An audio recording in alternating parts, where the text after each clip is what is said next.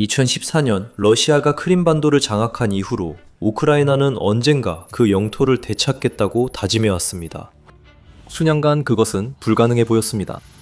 러시아의 이 지역에 대한 장악력은 너무 강했고 2022년 모스크바가 우크라이나를 전면 침공했을 때 키이우는 다른 지역들이 크렘린의 통제 아래로 넘어가는 것을 막기 위해 노력을 다른 곳에 집중할 수밖에 없었습니다. 이제 상황이 달라졌습니다. 우크라이나는 이 전쟁의 흐름을 뒤집었습니다. 빠른 속도로 탄력을 얻고 있습니다. 그리고 갑자기 크림반도의 해방이 더 이상 허황된 꿈처럼 보이지 않고 매우 현실적인 가능성으로 여겨지고 있습니다. 우크라이나군이 천천히 그러나 확실하게 이 지역을 러시아와 연결하는 통로를 차단하면서 크렘린의 지배력을 약화시키고 잠재적으로 훨씬 더 큰 변화를 위한 길을 열고 있습니다. 오랫동안 기다려온 일이었습니다. 10여 년 전 블라디미르 푸틴 러시아 대통령이 크림반도를 강제로 점령하라고 명령했습니다. 그는 이것이 국민들이 원하는 것이었고 크림반도는 항상 러시아의 것이었으며 앞으로도 그래야 한다고 주장했습니다. 이 지역 내와 우크라이나 전역의 많은 사람들이 강하게 반대했지만 푸틴의 작전은 놀라울 정도로 치밀하게 계획되고 실행되어 키이우는 마지못해 새로운 상황을 받아들일 수밖에 없었습니다. 2022년 전면 침공이 시작되자 러시아는 크림반도 통제권을 적극 활용했습니다. 러시아는 병력, 방공 시스템, 폭격기 등 다양한 전력을 이 지역으로 집중시켜 우크라이나 남부 지역에 끊임없는 공격을 퍼부었습니다. 이 반도는 사실상 군사 전진기지로 변모했고 크렘린의 군대가 헤르손과 자포리자 같은 지역에서 빠르게 진격하던 초기에는 결정적인 역할을 했습니다. 우크라이나는 이 사실을 깨닫고 기회가 있을 때마다 적극적으로 크림반도를 공격하기 시작했습니다. 예를 들어 우리는 크림반도의 세바스토폴 항구 도시에 있는 흑해 함대에 대한 공격과 반도를 러시아 본토와 직접 연결하는 케르치 해협 다리에 대한 타격도 목격했습니다. 하지만 이런 공격은 산발적으로 일어났고 우크라이나가 해당 지역에 지속적인 압박을 형성하거나 유지하기는 실제로 어려웠습니다. 따라서 이 지역에서 피해나 손실을 입었을 때조차도 러시아는 종종 회복하고 수리하며 병력을 보충할 시간을 가질 수 있었고 이를 위해 여러 주요 보급로를 활용할 수 있었습니다. 러시아는 물론 다리 자체도 사용했지만 중요한 화물과 보급품을 해협을 건너기 위해 철도 페리에도 의존했습니다. 크렘린의 군대는 또한 러시아 지역에서 점령지를 거쳐 크림반도로 이어지는 육상 통로와 철도 노선도 구축했습니다. 이러한 선택지들을 활용하여 러시아군은 수년 동안 크림반도에 상당한 병력을 유지할 수 있었습니다.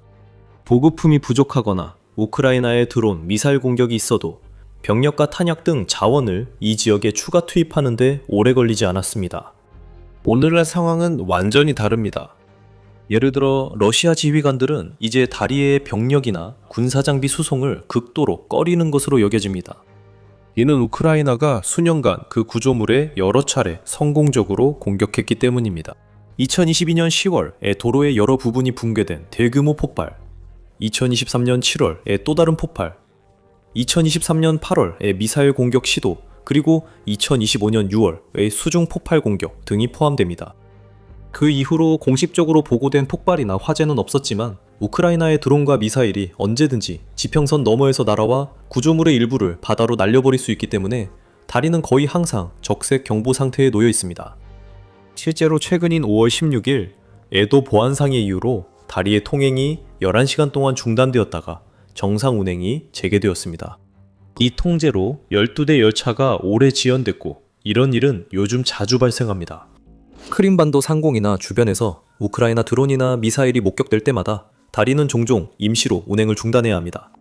러시아는 다리가 없어도 케르치 해협을 건너 철도 페리로 사람과 물자를 이동시킬 수 있었습니다. 그래서 우크라이나는 하나씩 제거하기 시작했습니다. 그리고 올해 4월 초 코드네임 슬라비아닌인 마지막 페리가 무력화되었습니다. 우크라이나 군사정보국 지휘와 공격 당시를 촬영한 사진을 공개하며 선박에서 불길과 바로 그날 밤 키이우 측 병력은 크라스노다르 지방에 위치한 러시아의 카프카스 항구도 공격했습니다.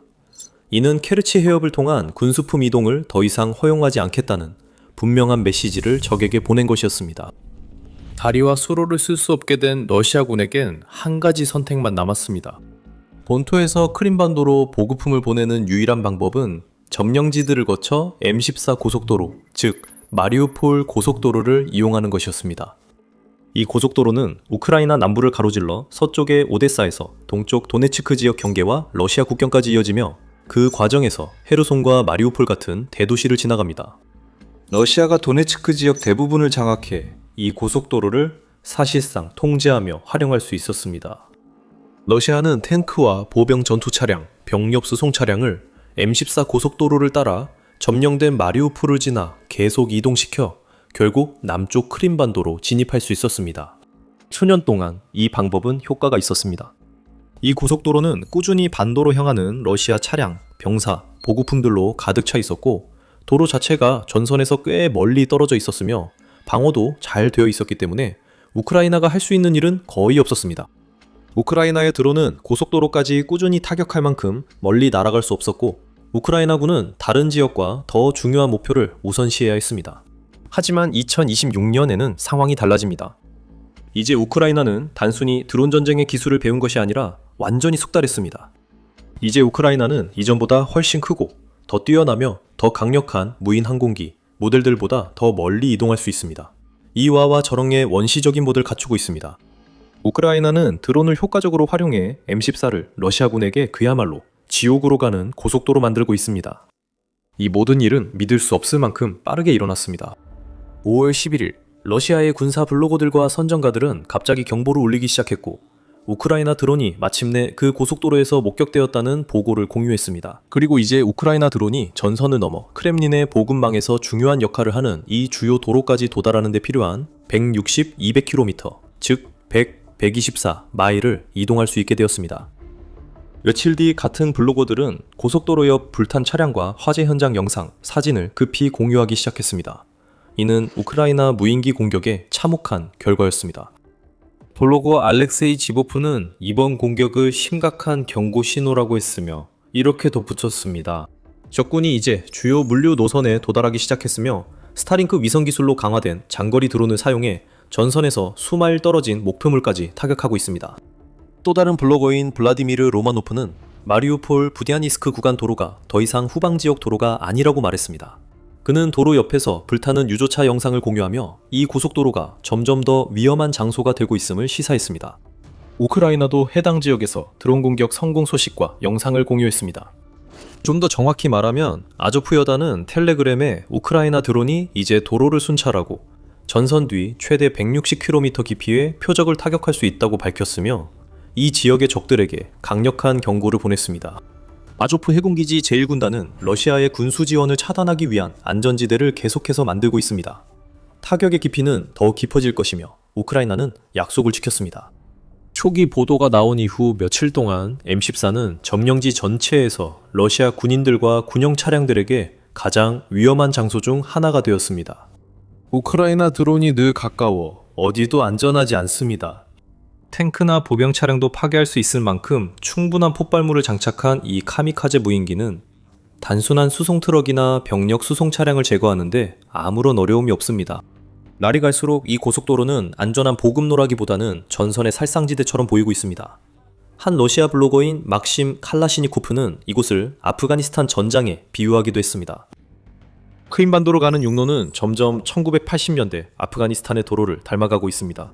파괴된 차량의 잔해가 도로 양옆에 흩어져 있습니다. 적군은 드론으로 보급을 방해하고 있습니다. 이것은 러시아에게 매우 나쁜 소식이며 앞으로 더 악화될 것입니다. 어떻게 그리고 왜 그런지 설명하기 전에 이런 인사이트를 더 원하신다면 더 밀리터리 쇼를 구독해주세요. 저희는 매주 이렇게 자세히 분석해드립니다. 우크라이나 지휘관들은 M14와 인접 도로들이 러시아가 크림반도로 보급품을 들여보낼 수 있는 마지막 통로라는 사실을 분명히 인식하고 있으며 어떤 수단을 써서라도 그 마지막 보급선을 끊으려고 하고 있습니다. 현지 주민들은 마리우폴 고속도로가 말 그대로 불타고 있으며 군사장비가 안전하게 통과하기가 불가능해지고 있다고 보고하고 있습니다. 이에 대응해 일부 러시아 군사 블로거들과 지휘거들은 경보를 울리며 이 지역의 더 강력한 방어와 새로운 드론 대응책, 예를 들어 도로를 덮는 미장망을 설치해 드론과 차량 사이에 장벽을 만드는 등의 조치를 시급히 요구하고 있습니다. 하지만 지금까지는 위장망이나 다른 드론 방지 보호장치가 설치되고 있다는 징후는 전혀 보이지 않고 있습니다. 대신 러시아 측에서 있었던 유일한 주요 조치는 5월 21일 헤르손 주지사 블라디미르 살도가 러시아가 노보로시아 또는 신러시아 고속도로라고 부르기 시작한 구간에서 화물 차량의 이동을 일시적으로 제한하는 명령에 서명한 것이었습니다. 하지만 살도 주지사는 군용 차량과 기타 필수 물자를 운송하는 트럭은 여전히 이 경로를 이용할 수 있다고 언급했습니다. 그의 결정은 혼란을 불러일으켰는데 크렘린과 연관된 한 블로거는 이제 군용 차량과 민간 차량을 구분할 필요가 없어져서 우크라이나 드론 조종사들이 고속도로를 따라 군사 목표물을 타격하기가 오히려 더 쉬워질 것이라고 말했습니다. 한편 전쟁연구소는 살도의 명령이 우크라이나의 전술이 효과를 거두고 있음을 입증한다고 밝혔습니다. 살도의 M14 고속도로 이동 제한 결정은 우크라이나의 공격으로 인해 이 경로를 통한 수송이 훨씬 더 위험해졌으며 이는 점령지 내에서 이 경로를 이용하는 러시아의 군수에도 영향을 미칠 것임을 시사합니다. 도로에 차량이 줄어들면 크림반도의 군인들뿐만 아니라 그 지역의 민간인들 역시 고통을 겪게 됩니다. 실제로 러시아는 이미 세바스토폴 항구 도시에서 자동차 연료 배급제를 도입할 수밖에 없는 상황에 이르렀습니다. 그곳에서 5월 23일 현지 주지사 미하일 라즈보자예프가 밝혔듯이 명확히 밝혀지지 않은 물류 문제로 인해 크림반도에서 가장 큰 도시인 세바스토폴에서 연료 판매가 단 20%로 제한되었다고 언론들이 보도했습니다. 상황이 나아질 때까지 차량당 20리터, 5.3갤런로 제한됐습니다. 이에 따라 크림반도 전역의 분위기와 사기는 계속해서 떨어질 것이고 우크라이나가 이런 강도를 유지할 수 있다면 러시아가 M14에 계속 의존하는 것은 곧 완전히 불가능하고 지속 불가능해질 수 있습니다. 그렇게 되면 크렘린은 크림반도로 보급품을 안전하게 옮길 방법이 없어집니다. 그 다음에는 우크라이나가 이 지역에 남아있는 러시아 군인들과 군사시설들을 하나씩 제거하기만 하면 됩니다. 손상되거나 파괴된 자산, 교체를 걱정할 필요도 없습니다. 이런 일은 이미 벌어지고 있습니다. 우크라이나 언론 노비니 라이브의 상세한 보도에 따르면 우크라이나 방위군이 크림반도 전역의 방공 시스템을 적극적으로 타격하고 있다고 합니다.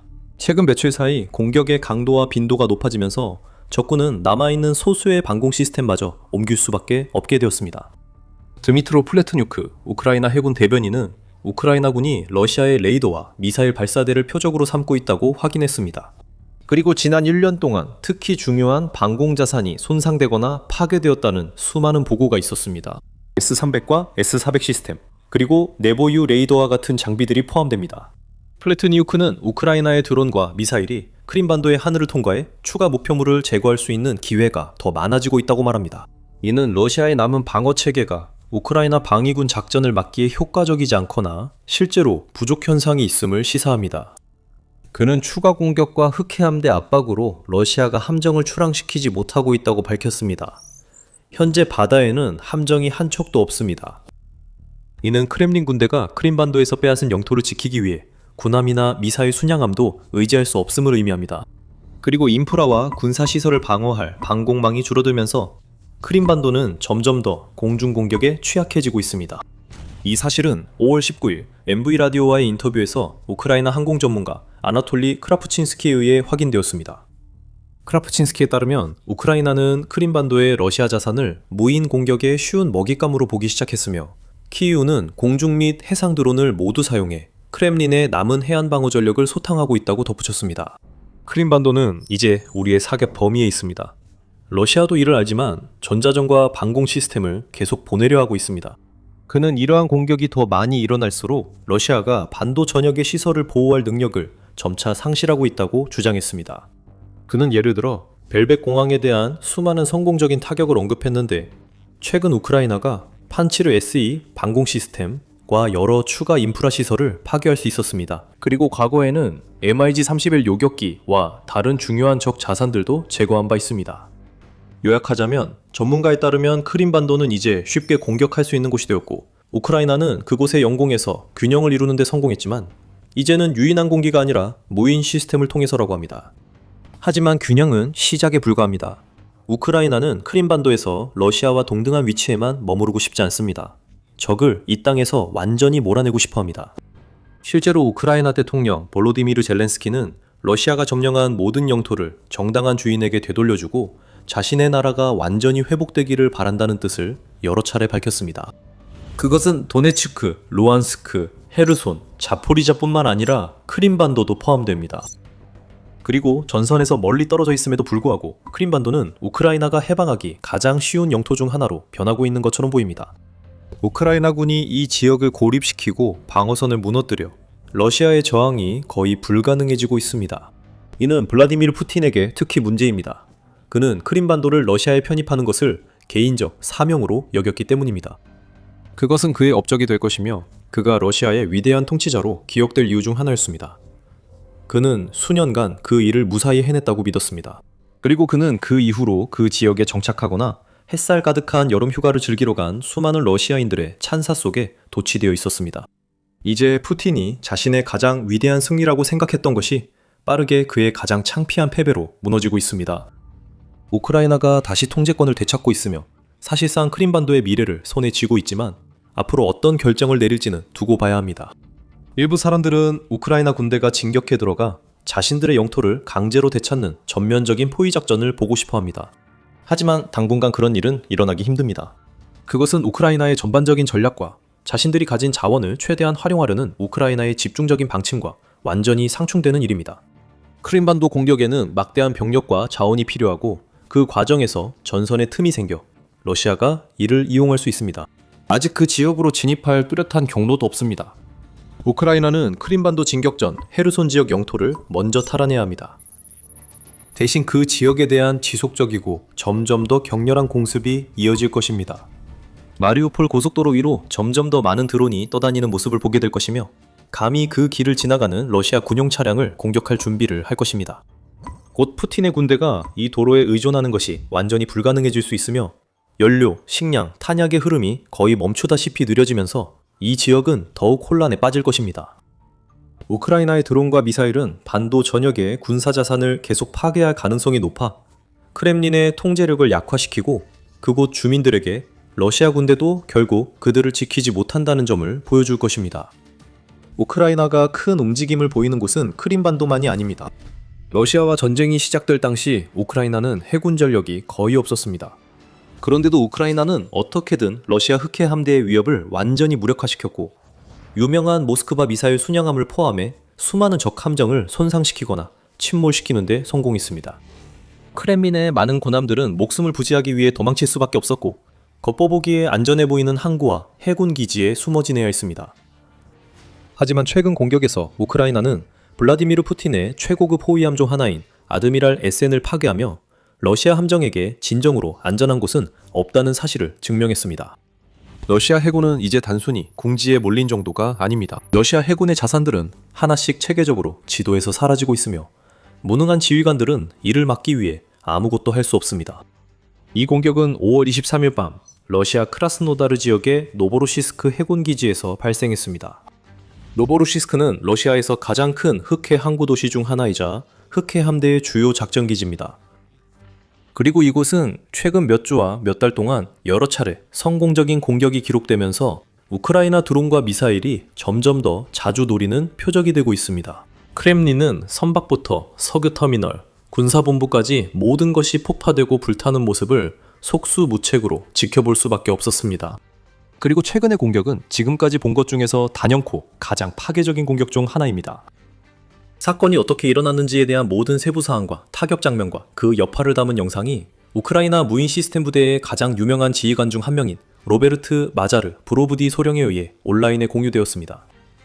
브로브디 소령은 이번 심층 타격 임무에 제9키로프 대대 제412 네메시스 여단, 제414 무인 타격 항공여단의 대원들이 참여했다고 밝혔습니다. 이 숙련된 요원들은 함께 러시아 해군의 두 척의 함선을 표적으로 삼았습니다. 하나는 아드미랄 그리고리 예비치급 호위함 또는 프로젝트 11356R 함선인 아드미랄 에센이고 다른 하나는 이름이 공개되지 않은 프로젝트 1239 공기부양 미사일함입니다. 피해 상황 설명 전 문제 함선들을 더 살펴보겠습니다. 아드미랄 에센은 유도미사일 호위함으로 2급에서 6척만 건조된 함선입니다. 에센을 포함한 3척만이 현재 러시아 해군에서 운용 중인 것으로 알려져 있으며 2척은 이미 인도에 매각되었고 마지막 한 척은 완성 후 미확인 국가에 판매될 예정입니다. 칼리닝그라드의 얀타라 조선소에서 건조된 아드미랄 에센은 기존의 탈와르급, 즉 프로젝트 11356 호위함을 기반으로 설계되었으며 이 함정은 러시아가 인도 해군을 위해 제작한 것입니다. 이 함정은 흑해 함대의 현대화라는 과제에서 중요한 퍼즐 조각으로 여겨졌으며 러시아는 이 프로젝트를 실현하기 위해 아낌없이 투자했습니다. 각 호위함의 가치는 약 4억 5천만에서 5억 달러로 추정됩니다. 이처럼 높은 가격표에서 예상할 수 있듯이 이 함정들은 상당히 수준 높은 선박이며 적어도 서류상으로는 매우 인상적인 기술 사양을 자랑합니다. 예를 들어 각 호위함은 표준 배수량이 3,620톤이고 만재 배수량이 4,000톤에 달합니다.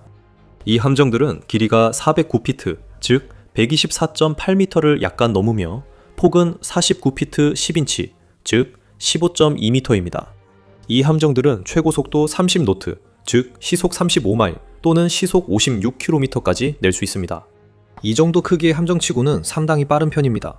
또한 항속거리는 4,850해리, 즉 5,580마일 또는 8,890km에 달하며 30일간 작전이 가능합니다. 아드미랄 에센은 한 번에 최대 200명의 순조원을 태울 수 있으며 인상적인 무장과 첨단 군사기술을 갖추고 있습니다. 예를 들어 프레가트 M2M 대공 탐지 레이더를 장착해 접근하는 공중 위협을 탐지할 수 있으며 여러 대의 수상 탐지 레이더와 사격 통제 레이더, 그리고 MGK-335, EM-53 소나 시스템도 갖추고 있습니다. 또한 광범위한 전자전 장비와 KT-216 기만기 발사기도 탑재하고 있습니다.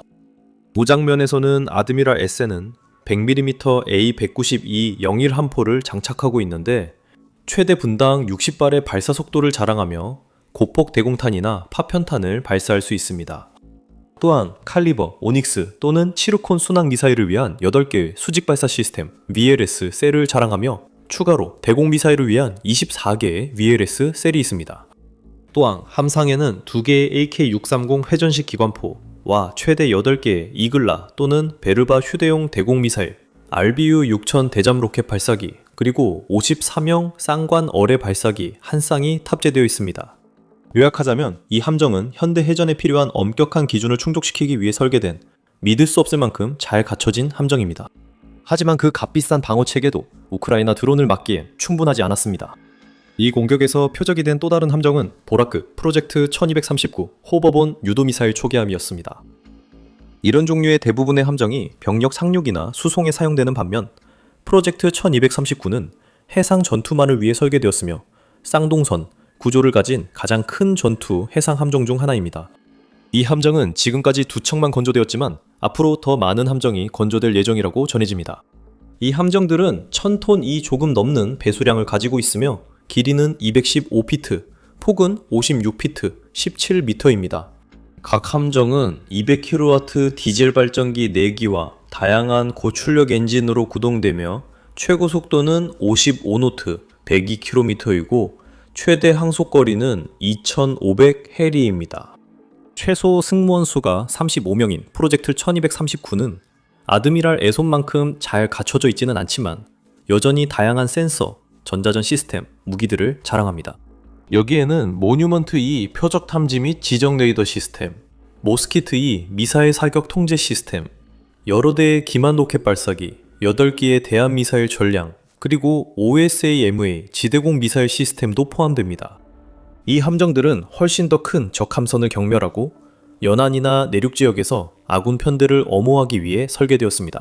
하지만 5월 23일 밤 이들의 방어력은 우크라이나의 무인 항공기 UAV에 대해 우크라이나의 숙련된 조종사들이 능숙하고 정밀하게 조종한 여러 대의 드론이 공격 당시 정박해 있던 이 두 함정에 성공적으로 충돌하여 사실상 이들을 손쉬운 표적으로 만들어버렸습니다. 아드미랄 에소남은 노보로시스크 해군기지 부두에 정박해 있었습니다. 공격 영상에는 드론 한 대가 함정 측면을 타격하는 장면이 나오고 보도에 따르면 3대 이상의 무인기가 추가로 이 호위함에 충돌했습니다.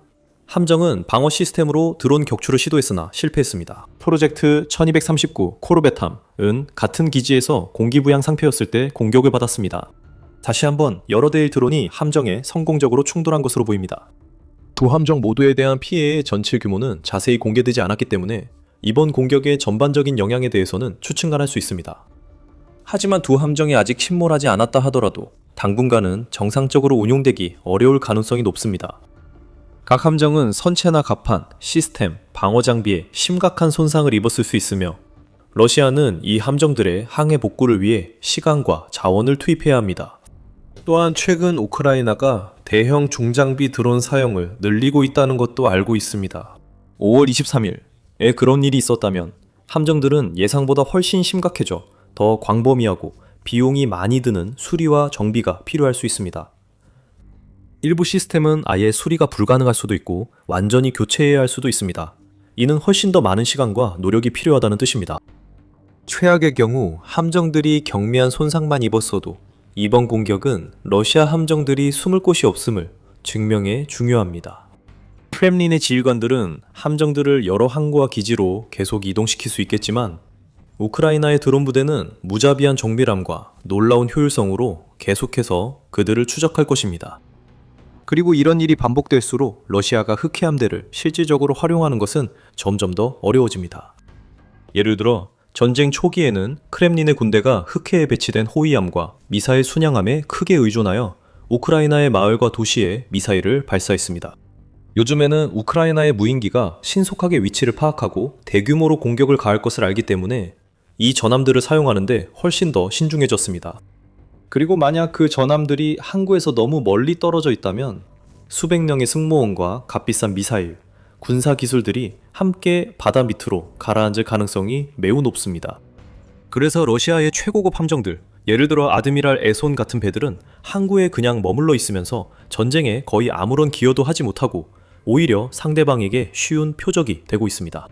그리고 우크라이나는 이 표적들을 모두 제거할 때까지 계속해서 찾아내고 공격할 의지를 분명히 하고 있습니다.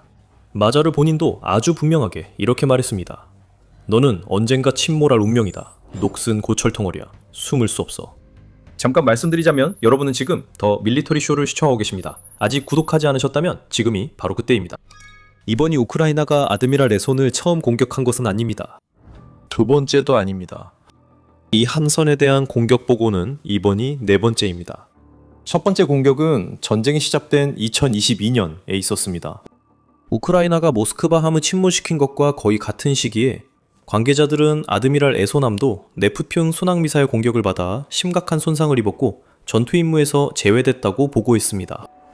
이 호위함은 수리를 위해 이후 전투 지역에서 철수한 것으로 알려져 있습니다. 우크라이나의 드론 부대는 몇 달, 몇 년이 지나도 전함의 흔적을 찾기 위해 계속해서 그 지역을 수색했고 다시 한번 전함을 무력화시킬 준비를 하며 대기하고 있었습니다.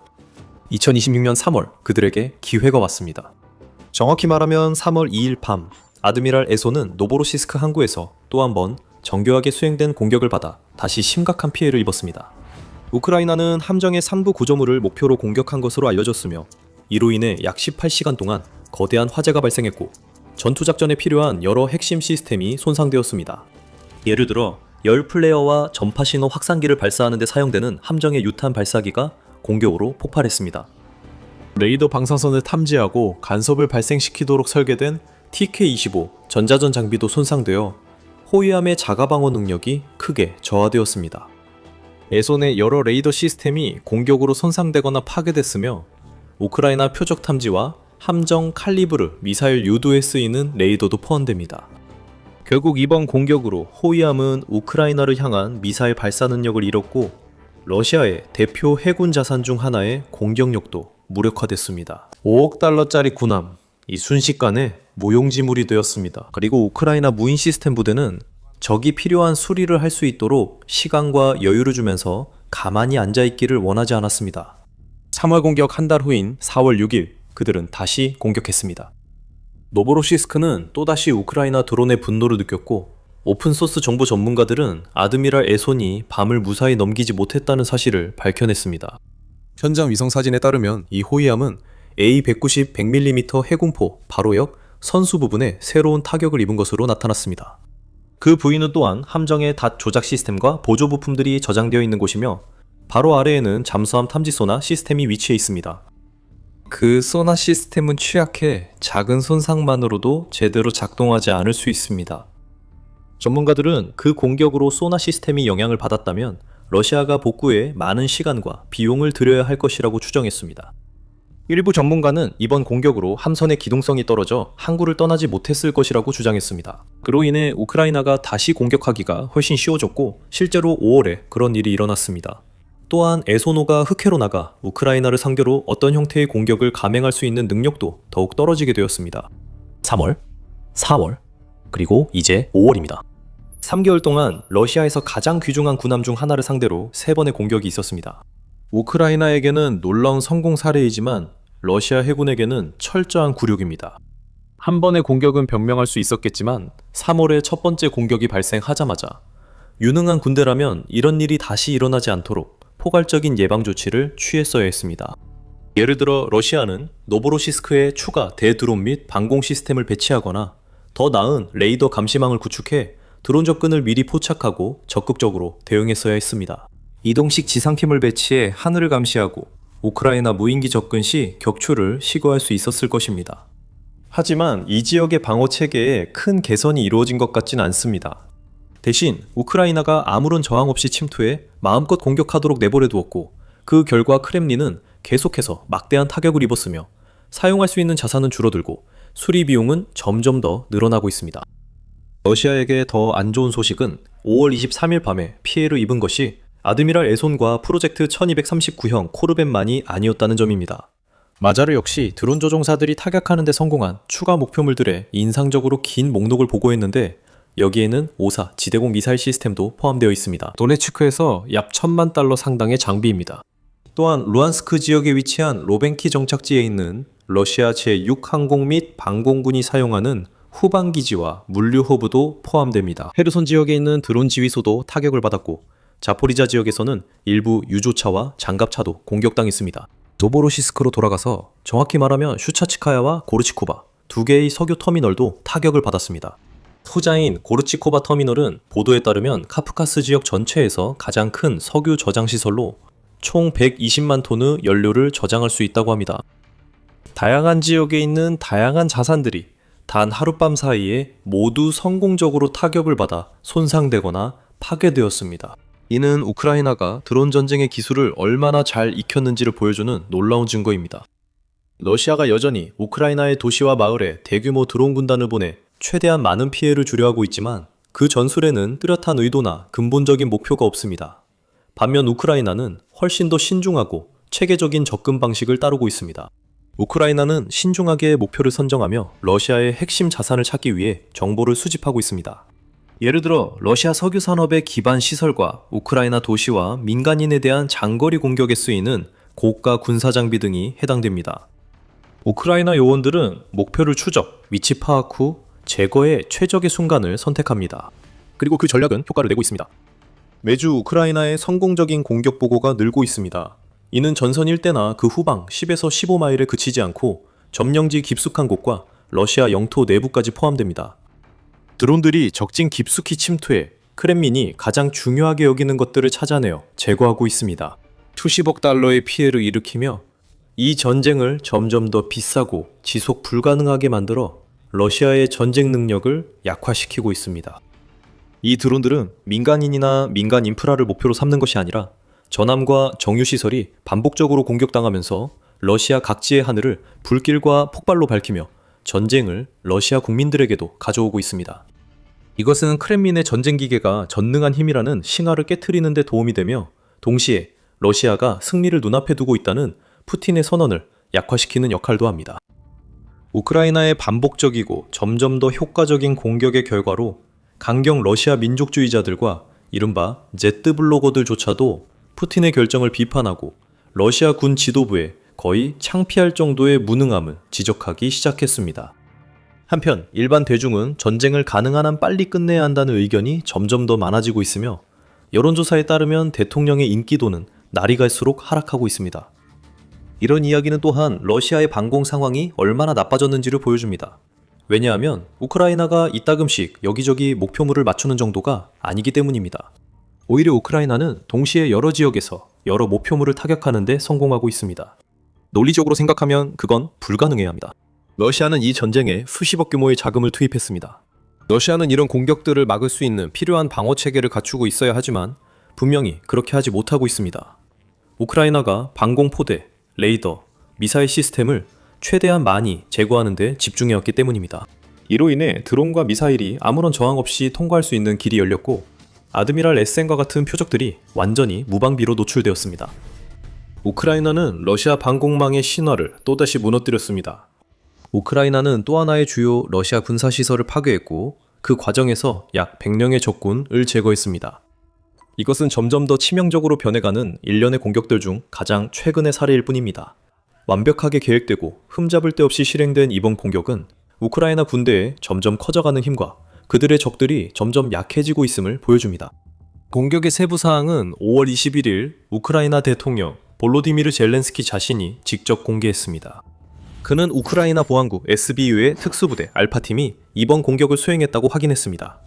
이번 공격은 러시아 연방보안국 FSB 본부를 겨냥한 것으로 이 본부는 남부 우크라이나의 부분적으로 점령된 헤르손 지역의 항구 도시 헤니체스크 근처에 위치해 있었던 것으로 알려졌습니다. 아조프해를 바라보고 있는 헤니체스크는 아라비트 스핏 또는 아라비트 에로우라고 불리는 모레톱에 위치해 있습니다.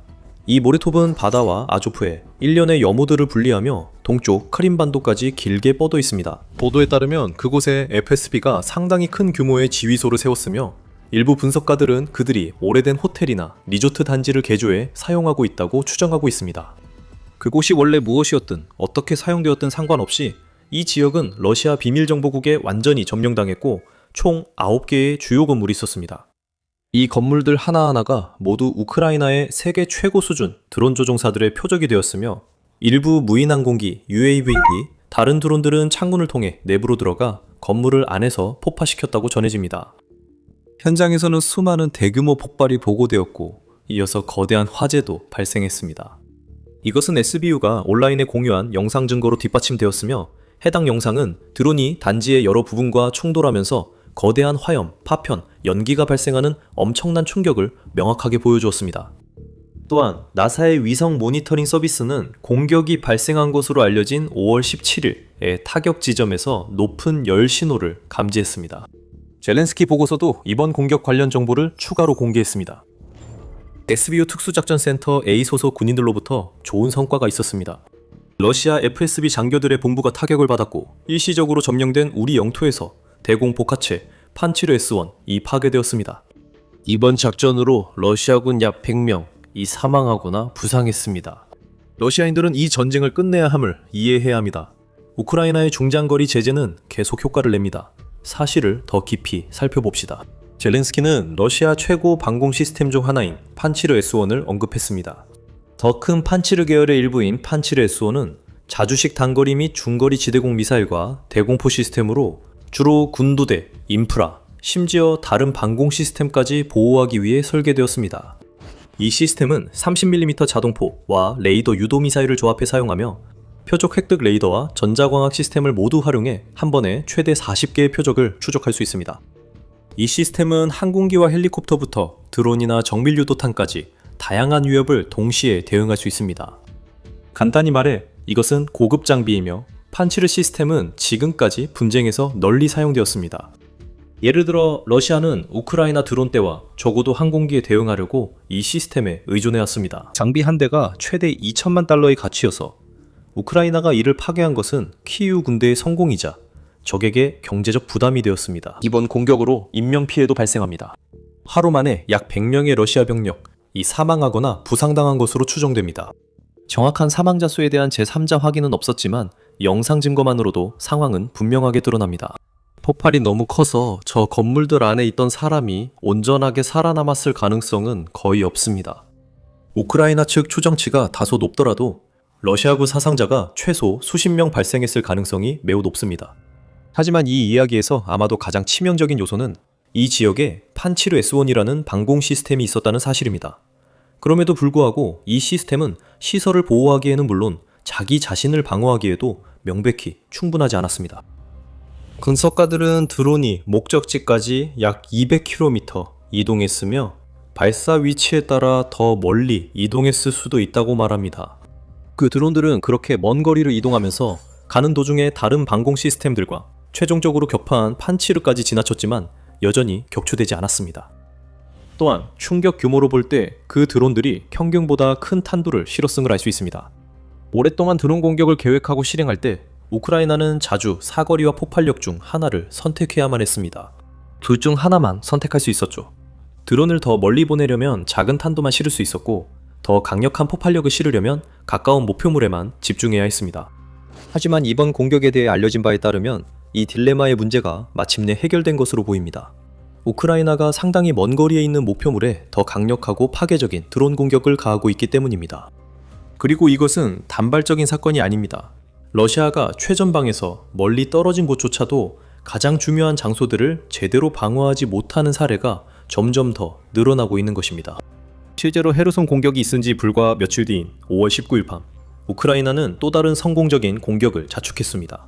이번에는 점령된 도네츠크 지역 깊숙이 위치한 시슨이라는 도시에서였습니다. 그곳에서 우크라이나 무인 시스템 부대의 드론 조종사들이 러시아군을 상대로 정밀 공격을 수행했습니다. 그들은 러시아군이 무인 항공기 UAV 조종사를 전투에 대비해 훈련시키는 데 사용하던 훈련센터를 찾아내어 파괴했습니다. 로버트 브로브디, 코드네임 마자르는 무인 시스템 부대의 대표 대변인 중 한 명으로 페이스북에 이번 공격 세부 사항을 공개했습니다. 그는 이번 작전이 아흐마트를 위한 눈이라는 이름이 붙여졌다고 밝혔습니다. 이는 시즈나가 영어로 눈이 내리는 라는 뜻이기 때문입니다. 마자르는 11대의 공격 드론, 이 각각 100kg 탄두로 무장에 사용됐으며 이번 공격의 영향도 밝혔다고 설명했습니다.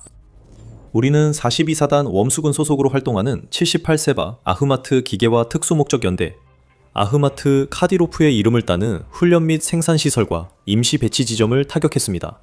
2484제곱미터에 달하는 주요 2층 건물에는 무인기와 탄두 조립시설 그리고 인원이 배치된 층이 있었습니다. 지하 탄약 비축부는 현장 웜스들에게 잊을 수 없는 인상을 남겼습니다. 마잘에 따르면 이번 공격으로 약 65명의 러시아 특수부대 생도들과 함께 센터장도 사망했는데 그는 러시아 로켓 및 포병 아카데미의 박사이자 코드네임 부리로 알려진 인물입니다. 다시 말하지만 이런 곳이야말로 러시아가 충분히 지킬 수 있어야 할 곳입니다. 이곳은 점령지에 위치해 있고 중요한 군사 거점입니다. 세계에서 두 번째로 강하다고 하는 군대라면 이곳에 적절한 방공망을 구축하는 것이 그리 어렵지 않았을 것입니다. 그럼에도 우크라이나 드론이 저항 없이 이 지역에 들어와 목표물을 타격했습니다. 전쟁이 길어질수록 이런 일이 더 자주 발생하고 있습니다.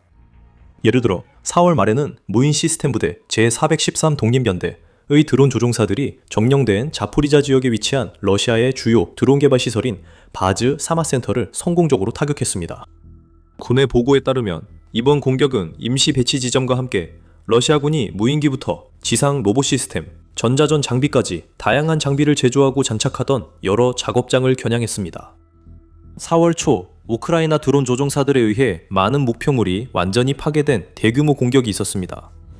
4월 15일 단 하룻밤 사이에 무인 시스템 부대는 3개의 별도 방공미사일 시스템, 2개의 이스칸데르 기지, 루비콘 기지 한 곳, 2개의 유류 저장소, 크림반도의 탄약고, 그리고 도네츠크의 여러 군사시설을 제거했습니다. 총 16개의 목표물이었습니다.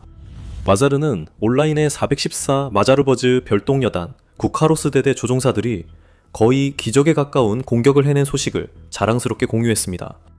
이제는 이런 공격이 또 일어났다는 헤드라인과 뉴스 보도가 나오지 않는 주가 거의 없을 정도입니다. 우크라이나의 드론들은 계속해서 고가치 러시아 표적을 제거하고 있으며 주로 방공 시스템이나 그 시스템이 보호해야 할 인프라에 집중하고 있습니다. 이런 공격의 장기적 영향을 살펴보기 전에 더 많은 인사이트를 원하시면 더 밀리터리 쇼를 구독해주세요. 매주 분석해드립니다. 공격이 자주 일어날수록 러시아 상황은 더 나빠집니다. 이미 이 나라의 강경 민족주의 군사 블로거 일부는 불만을 표출하며 크렘린에 등을 돌리고 이런 공격이 어떻게, 왜 벌어지도록 방치되는지 의문을 제기하고 있습니다. 그리고 그들의 분노를 이해하는 것은 어렵지 않습니다. 러시아는 지구상에서 가장 강력한 군사 강국 중 하나로 여겨지고 있기 때문입니다. 러시아가 약소국과 싸우는 것으로 인식되고 있습니다.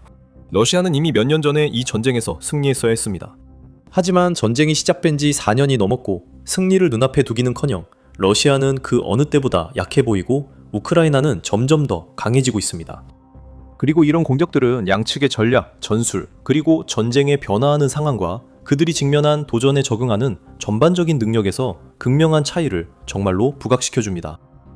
한편 러시아는 처음부터 이 전쟁은 힘으로 밀어붙이기만 하면 이길 수 있다는 확고한 믿음으로 움직였습니다.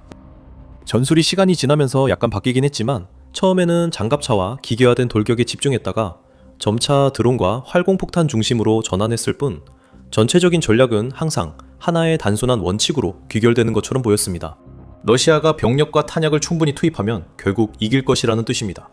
그 나라의 방어선은 결국 무너지고 100만 명의 목숨과 수십억 달러의 장비를 희생해도 크렘린의 승리는 불가피할 것입니다.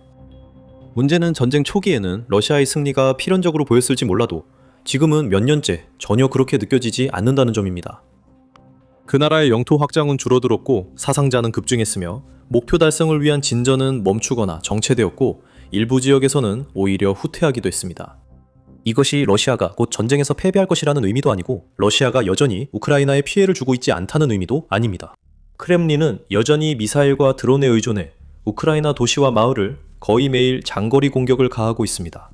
러시아는 민간인 살해와 기반 시설 파괴를 이어가지만 우크라이나는 여전히 저항 중입니다. 러시아의 방식이 많은 피와 잔혹함을 초래하긴 하지만 동시에 뚜렷한 방향성이나 의도가 결여된 방식이기도 하기 때문입니다.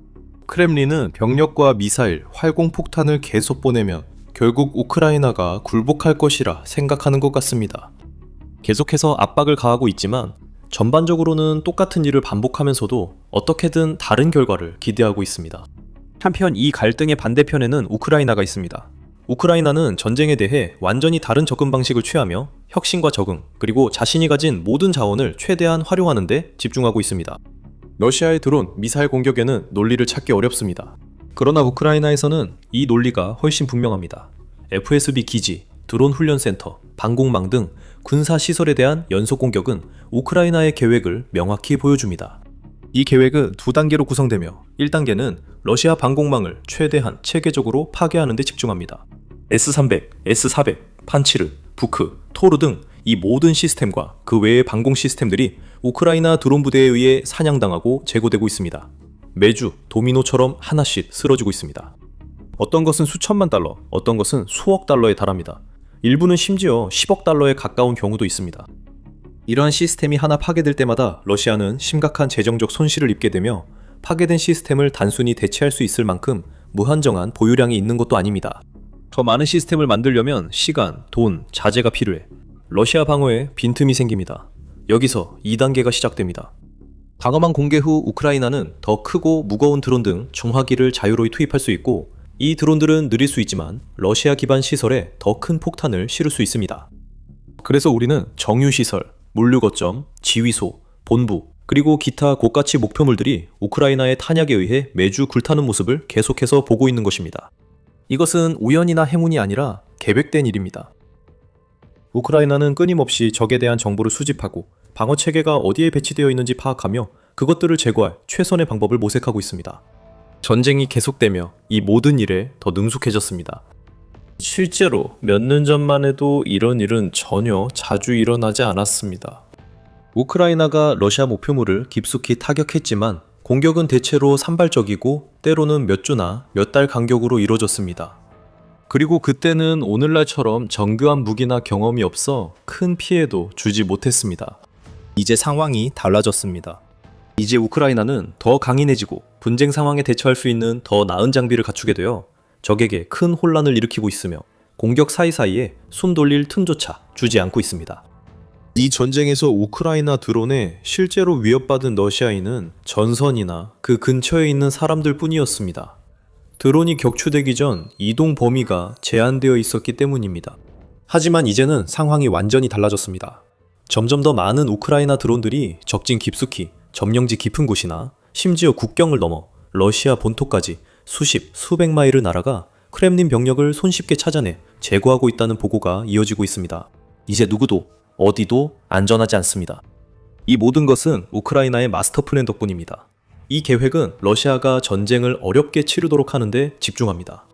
이 전략은 적의 방어를 무너뜨리고 핵심 자산을 파괴하며 전선을 떠받치는 보급선을 끊고 크렘린 전쟁 기계에 연료 공급을 차단하는 것으로 놀라울 만큼 잘 작동하고 있습니다. 러시아가 약해질수록 우크라이나는 강해집니다. 방어 체계를 많이 제거할수록 추가 공격 경로가 늘어나고 기반 시설 파괴가 많을수록 러시아는 수리 작업에 더 많은 시간과 비용을 써야 합니다. 보급선 차단이 많아질수록 크렘린 최전방 부대의 생존과 다음 움직임 계획이 더 어려워집니다. 이제 우크라이나는 이론적으로 거의 매일 러시아의 고가치 목표를 심층 타격할 수 있는 단계에 이르렀습니다. 실제로 5월 1일부터 21일까지 우크라이나 무인 시스템 부대는 총 20개의 방공 시스템을 제거했다고 밝혔습니다. 이것은 기본적으로 하루에 하나씩이라는 뜻입니다. 러시아 입장에서는 이것이 도저히 지속될 수 없습니다. 자국의 인프라조차도 전선에서 멀리 떨어진 곳에서 방어하지 못하는 상황에서 그 나라가 어떻게 전쟁에서 이길 수 있을 거라고 기대할 수 있겠습니까? 담화 체계가 우수수 무너지고 있는데 어떻게 계속해서 어떤 불가피한 승리를 기대할 수 있겠습니까? 간단한 답은 그럴 수 없다는 것입니다. 러시아는 지고 있습니다. 러시아는 계속해서 공격을 당하고 있고 군 지도자들은 그들이 직면한 문제에 대한 어떤 해결책도 찾지 못하고 있습니다. 그들은 남은 방공망을 배급하듯 사용해야 했으며 일부 지역은 완전히 노출된 상태로 중요한 위치에만 방공 시스템을 재배치하고 있습니다. 이런 증거는 크림반도에서 가장 두드러집니다. 러시아 군사 블로거들은 크렘린이 2014년 불법 점령한 이 영토 방어를 포기한 듯하다고 불평합니다. 예를 들어 막심 칼라시니코프라는 한 블로거는 크림반도로 가는 육로가 점점 1980년대 아프가니스탄의 도로를 닮아가고 있다고 말합니다. 파괴된 차량의 잔해가 도로 양옆에 흩어져 있습니다. 적군이 드론으로 보급을 방해하고 있습니다. 또 다른 블로거는 크림반도로 가는 육상 물류 차단 시도가 체계적으로 보인다고 했고, 로마노프는 공격 횟수와 빈도가 곧 증가할 것이라고 언급했습니다. 하지만 이것은 러시아 국방부와 군 총참모부에게는 명백하지 않습니다. 노선을 따라 소규모 대공감시 초소가 없기 때문에 드론팀을 막을 사람이 없습니다. 그는 이 지역에 민간인을 지킬 인력, 이동 관찰조, 드론 공격 대비 보호망이 없다고 덧붙입니다. 이는 정상적인 상황이 아니라고 재차 강조합니다. 과거에는 물류상 중요한 지역이나 전선에 가까운 지역에서는 러시아가 최소한 상당한 방어를 구축할 수 있었습니다. 예를 들어 그곳에는 그물망과 다른 드론 방지 대책들, 전자전 제머, 이동식 드론팀 등이 배치되어 있었습니다. 이제 그런 것은 전혀 없습니다. 이는 러시아가 신경을 쓰지 않거나 영토 방어를 원하지 않아서가 아닙니다. 그것은 단순히 우크라이나가 적절한 시기에 적절한 장소를 정확하게 타격하는데 매우 뛰어난 성과를 내고 있기 때문입니다. 그래서 적이 제대로 된 방어를 조직하는 것이 거의 불가능해졌습니다. 사용할 수 있는 자산과 자원이 점점 한정되어 가고 인프라와 방어시설에 대한 공격이 점점 더 많아지는 상황에서 러시아의 전망은 그 어느 때보다 암울해 보입니다. 50년간 모스크바는 세계 최대 에너지 네트워크 중 하나를 구축했습니다. 거대한 정유 공장들, 수많은 킬로미터에 달하는 송유관, 방대한 저장시설, 그리고 이 모든 것을 연결하는 복잡한 도로와 철도망이 있습니다. 모두 같은 퍼즐 조각이지만 공통된 목적은 지구 최대 국가에 에너지를 공급하는 것입니다. 여러 세대에 걸친 소련과 그 후 러시아의 계획자들은 거의 전례 없는 규모와 크기의 시스템을 구축했습니다. 수천만 가구에 불을 밝히는 데 그치지 않고 국가 전체 경제와 군사력을 지원하고 강화할 만큼 충분한 연료를 생산함으로써 러시아의 세계 무대에서 엄청난 힘과 영향력을 부여했습니다. 수십 년 동안 그 동일한 시스템은 의심할 여지 없이 러시아의 가장 큰 강점 중 하나였으며 어려운 시기에도 그 힘을 유지했습니다. 그 시스템은 소련 붕괴를 견뎌냈습니다.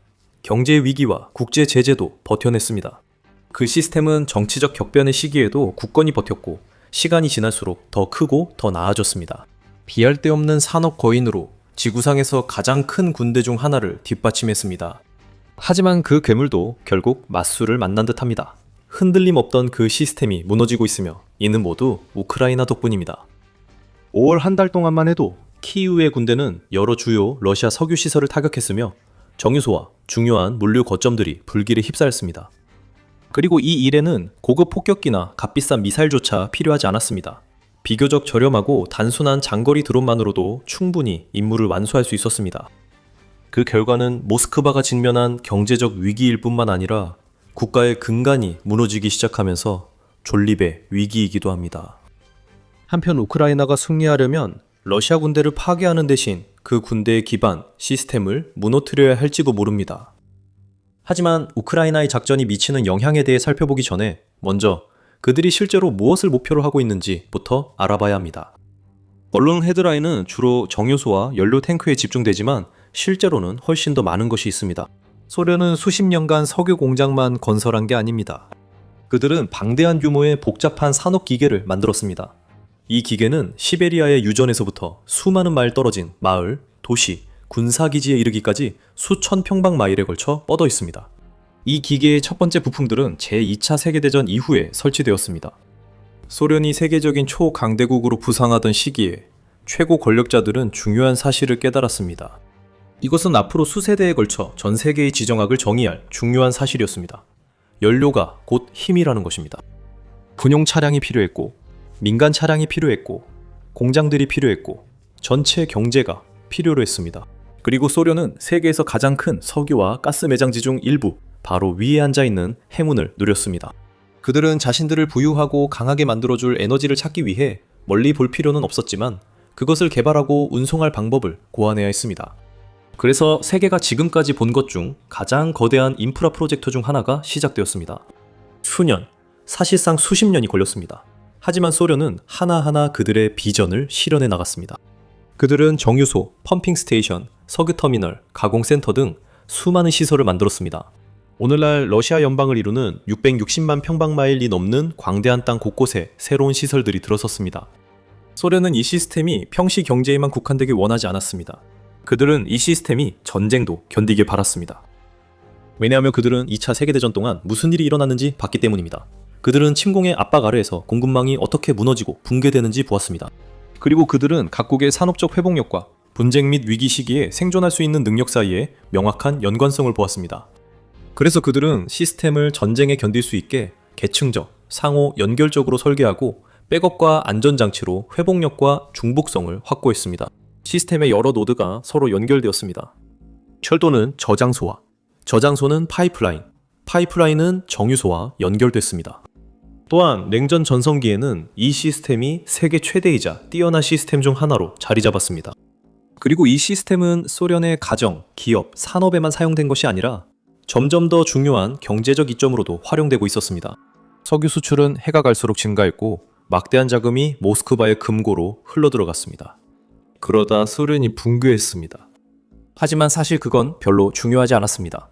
적어도 에너지 부문에는 말이죠. 러시아 전체와 다른 옛 소련 국가들에게는 엄청난 변화와 정치적 격변의 시기였지만 그때까지 구축된 모든 인프라와 그것이 상징하는 권력과 부의 잠재력은 그대로 남아있었습니다. 새롭게 탄생한 러시아 연방은 사실상 그 파이프라인, 정유소, 그리고 기타 시설들로 움직이는 완전히 작동하는 경제를 물려받았습니다. 물론 시간이 지나면서 몇 가지 변화가 있었습니다. 이름이 바뀌었고 이 시설들을 소유하고 운영하는 회사들도 달라졌습니다. 시간이 흐르며 시설들은 확장, 현대화됐지만 시스템의 뼈대는 처음부터 존재해 지금도 볼 수 있습니다. 이 나라의 가장 큰 정유소들 중 많은 곳이 수십 년 동안 자리를 지켜왔습니다. 예를 들어 옴스크 정유소는 1955년에 가동을 시작했습니다. 러시아가 해야 했던 일은 그 토대 위에서 발전시키고 기존 인프라를 개선하며 더 효율적이고 생산적이면서 현대 시대에 변화하는 기준에 더 잘 맞추는 것이었습니다. 그리고 이러한 거대한 과업을 책임지게 된 인물은 다름 아닌 블라디미르 푸틴 본인이었으며 그는 밀레니엄이 바뀌던 시기에 권력을 잡았습니다. 그 무렵 소련 인프라에 균열이 나타나기 시작했습니다. 석유관은 점점 녹슬고 있었고 정유 시설들도 노후화의 흔적을 보이고 있었습니다. 대부분은 세계가 점차 전환하고 있던 고품질의 디젤과 휘발유보다는 저품질의 중유를 생산하고 있었습니다. 블라디미르 푸틴은 이 하락세를 막고자 했고 2010년대에 크렘린은 국가시설에 수십억 달러를 투입했습니다. 가스프롬과 루코일 같은 에너지 대기업들은 심지어 서방 세계 최고의 엔지니어들까지 불러들여 인프라를 대대적으로 개보수했습니다. 그들은 노후된 구조에 더 첨단 장비를 통합하기 위해 밤낮 없이 노력했고 거의 무너질 것 같던 시설에 새로운 생명을 불어넣었습니다. 그것은 엄청나게 비싸고 시간이 많이 드는 프로젝트였습니다. 하지만 효과가 있었습니다. 러시아 정유 공장들이 갑자기 최고의 연료를 생산하며 이제 그 나라는 원자재 수출에만 의존하지 않게 됐습니다. 하지만 러시아는 유럽 여러 지역에 에너지를 공급하고 유럽 디젤 연료의 상당 부분을 제공했으며 자국 산업과 군사 장비에 사용할 연료도 충분히 보유했습니다.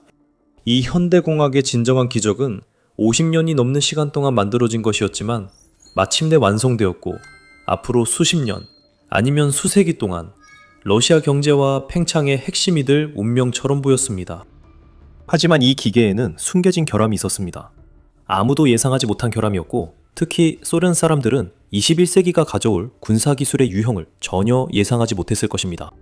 그들은 많은 소규모 시설 대신 국가 전체 연료 생산의 상당 부분을 담당하는 소수의 대형 정유 공장에 시스템을 구축했습니다. 그것이 중요합니다. 러시아 전역에 수십, 아니 수백 개의 소규모 정유 공장이 흩어져 있고 각 공장이 전체 생산량의 일부만 맡고 있었다면 전쟁 중 그중 몇 곳이 손상되거나 파괴되더라도 꼭 큰 차이가 나지는 않았을 것입니다. 하지만 이렇게 거대하고 중요한 메가 컴플렉스들이 있을 때 이들은 당신의 경제를 해치고자 하는 적들에게 똑같이 거대한 표적이 됩니다.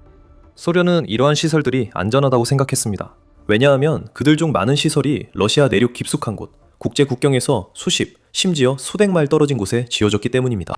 그 당시엔 러시아가 강대국이어서 이런 시설이 군사적 위협 대상이 될 거란 생각 자체가 터무니없게 여겨졌습니다. 하지만 그때 우크라이나가 등장했습니다. 그리고 드론 전쟁의 시대가 찾아오면서 모든 것이 달라졌습니다. 그것은 바로 일어나지 않았습니다. 사실 러시아가 2022년 2월 우크라이나를 전면 침공했을 때 러시아는 자국의 막대한 석유 산업의 부와 힘을 활용할 수 있었습니다. 이는 단지 초기 교전뿐만 아니라 분쟁의 첫 몇 년 동안에도 마찬가지였습니다. 크렘린의 에너지 부문은 오랫동안 러시아의 최대 강점이었습니다. 러시아는 우크라이나보다 훨씬 큰 군대와 이를 지원할 대규모 인프라도 보유하고 있었습니다. 러시아는 막대한 연료 비축량, 타의 추종을 불허하는 정유 능력, 그리고 수년간 대규모 군사작전을 지속할 수 있는 에너지 산업을 갖춘 채 전쟁에 뛰어들었습니다. 현대전은 연료에 크게 의존하기 때문에 전쟁은 에너지를 소비합니다. 예를 들어 전차, 항공기, 군함, 그리고 장갑 차량들은 순식간에 대량의 연료를 소모합니다. 보급 수송대는 수마일에 걸쳐 이어지며 식량, 탄약 등 보급품을 A 지점에서 B 지점으로 옮기며 헤아릴 수 없을 만큼 많은 디젤과 휘발유를 소비합니다. 그리고 발전기, 통신 시스템, 레이더, 방공 시스템, 야전 인프라 등도 작동을 유지하기 위해 꾸준한 석유 제품 공급이 필요합니다. 전 세계 대부분의 국가는 이러한 높은 수준의 수요를 충족시킬 만큼의 공급을 생산할 수 없습니다. 하지만 러시아는 오랜 기간 구축한 인프라 덕분에 가능했습니다. 서방 국가들은 이를 빠르게 깨달았습니다. 그들은 러시아가 석유를 계속해서 전 세계에 수출하도록 허용된다면 그 과정에서 수십억 달러의 수익을 올리며 거의 필연적으로 승리를 향해 나아갈 수 있을 것임을 알게 되었습니다. 그래서 그들은 흐름을 막기 위해 가능한 모든 조치를 취했습니다. 제재, 자산 동결, 러시아 자원 의존도 축소를 실시했습니다. 그들은 러시아를 빠르게 고립시켜 러시아의 정복전쟁 지속 능력을 제한하길 바랐습니다. 하지만 그들은 충분히 멀리 빠르게 가지 못했습니다. 그들은 할 수 있는 만큼 했지만 러시아는 적응할 방법을 찾아냈습니다. 예를 들어 러시아는 그림자 선단 유조선을 이용해 막대한 양의 연료를 운송하면서 제재를 피했고 서쪽이 아닌 동쪽에 더 집중하여 유럽에서 잃어버린 구매자와 무역 파트너를 아시아 전역에서 새롭게 찾았습니다. 일부 분야에서는 수익이 감소했지만 인프라는 계속 운영되었고 시스템의 핵심은 살아남았습니다. 전쟁이 시작된 지 몇 년이 지나도 군사 목표 달성은 어려웠지만 러시아의 전쟁 기계는 여전히 움직이고 있었습니다. 연료는 여전히 공급되고 있었고 자금도 계속해서 창출되고 있었으며 크렘린은 거의 무기한으로 이렇게 계속할 수 있을 것처럼 보였습니다. 우크라이나에게 그것은 끔찍한 가능성이었습니다. 이것은 사실상 우크라이나 방위군이 아무리 열심히 싸우고 아무리 잘 참호로 파고 방어를 해도 아무리 적의 진격을 늦춰도 전쟁은 결국 한 가지 방식으로만 끝날 것이라는 의미였습니다. 바로 러시아의 승리로요. 시간이 걸리고 대가도 크겠지만 러시아가 무한한 연료를 가진 한 푸틴은 결국 원하는 것을 얻게 될 것입니다. 서방 제재만으로는 적을 막기 부족해 우크라이나가 직접 해결해야 했습니다. 이 순간이 바로 키이우 군대가 전쟁 전체에서 가장 크고 중요한 전략적 전환을 이룬 때였습니다. 그때까지 그들은 전통적인 규칙에 따라 전쟁을 치렀습니다. 눈앞에 보이는 명백한 위협에 집중해왔죠. 탱크, 대포, 장갑차, 탄약고와 보급상 같은 것들 말입니다. 그들은 땅이 침략당하자 대부분 군대처럼 행동했습니다. 그들은 적에게 직접 맞서 싸우며 홈그라운드의 이점과 영리한 전술을 활용해 상대를 속이고 가능한 한 많은 군사 자산을 파괴함으로써 자신들의 영토를 방어하려 했습니다. 그것은 논리적인 접근 방식이었고 그 나름의 가치가 있었습니다. 우크라이나군이 러시아 탱크를 파괴하거나 주요 전선 거점을 노리는 돌격 분대를 경멸했을 때 중요한 의미가 있었습니다. 하지만 그 계획에는 큰 문제가 있었습니다. 러시아의 깊이는 정말 대단했습니다. 러시아는 더 현대적인 전차들이 손상되거나 파괴되었을 때 의지할 수 있는 방대한 소련 시절의 전차 비축분을 가지고 있었습니다. 러시아는 수많은 장갑차를 보유했습니다. 러시아는 전투기, 폭격기, 다양한 포병 시스템을 보유했고 장비와 병력이 손실돼도 거의 즉시 교체할 수 있었습니다. 신화의 히드라처럼 크렘린의 전쟁 기계는 거의 무너뜨릴 수 없었습니다. 우크라이나가 승리를 거뒀다고 생각할 때마다 러시아는 더 많은 장갑차, 더 많은 탄약, 그리고 더 많은 병력으로 곧바로 반격해왔습니다. 하지만 마침내 우크라이나의 군사 전략가들은 전쟁의 판도를 바꿀 비밀을 밝혀냈습니다. 침입성 잡초를 없애고 싶다면 단순히 잎만 잘라내는 것이 아닙니다. 뿌리까지 파고들어야 합니다. 근원에서부터 제거해야 합니다. 이 논리는 러시아군에도 적용됐습니다. 이처럼 강력한 적을 이기려면 우크라이나는 전차와 병사만 없애선 안 됐습니다. 우크라이나는 러시아군이 작동할 수 있게 하는 시스템의 근원지를 타격하고 파괴해야 했습니다. 그 시스템은 결국 한 가지, 연료로 귀결됐습니다. 연료는 현대시대의 모든 주요 군사작전의 핵심입니다.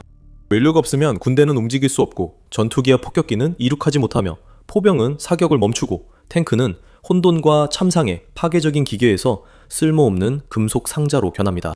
그래서 우크라이나는 전선을 넘어서기 시작했습니다. 우크라이나는 눈앞에 탱크, 장갑차, 여단을 넘어 더 멀리 내다봤습니다. 그리고 그렇게 하면서 우크라이나는 적의 군사기계의 진짜 심장부를 보기 시작했습니다. 정유소, 송유관, 그리고 모든 것을 움직이고 유지하는 기반 시설들이었습니다. 우크라이나는 탱크 한 대를 파괴하는 것보다 저장소 전체를 파괴해 100대의 탱크의 연료 공급을 차단하는 것이 훨씬 더 큰 영향을 미친다는 것을 깨달았습니다. 우크라이나는 그 일에 딱 맞는 도구인 드론을 보유하고 있었습니다. 저렴하고 대량 생산이 쉬우며 장거리 이동이 가능해서 소련이 손댈 수 없다고 생각했던 정유소와 시설까지 도달할 수 있었고 의외로 막기도 어려웠습니다. 이것들은 러시아군의 심장을 드러낼 완벽한 무기였습니다. 그리고 전쟁의 다음 단계, 즉 우크라이나가 러시아의 가장 중요한 인프라를 체계적으로 제거하는 단계가 시작되었습니다. 더 많은 인사이트를 원하시면 밀리터리 쇼를 구독해주세요. 매주 자세히 분석해드립니다. 우크라이나가 러시아 석유 인프라를 처음으로 공격한 것은 2023년 말이었습니다.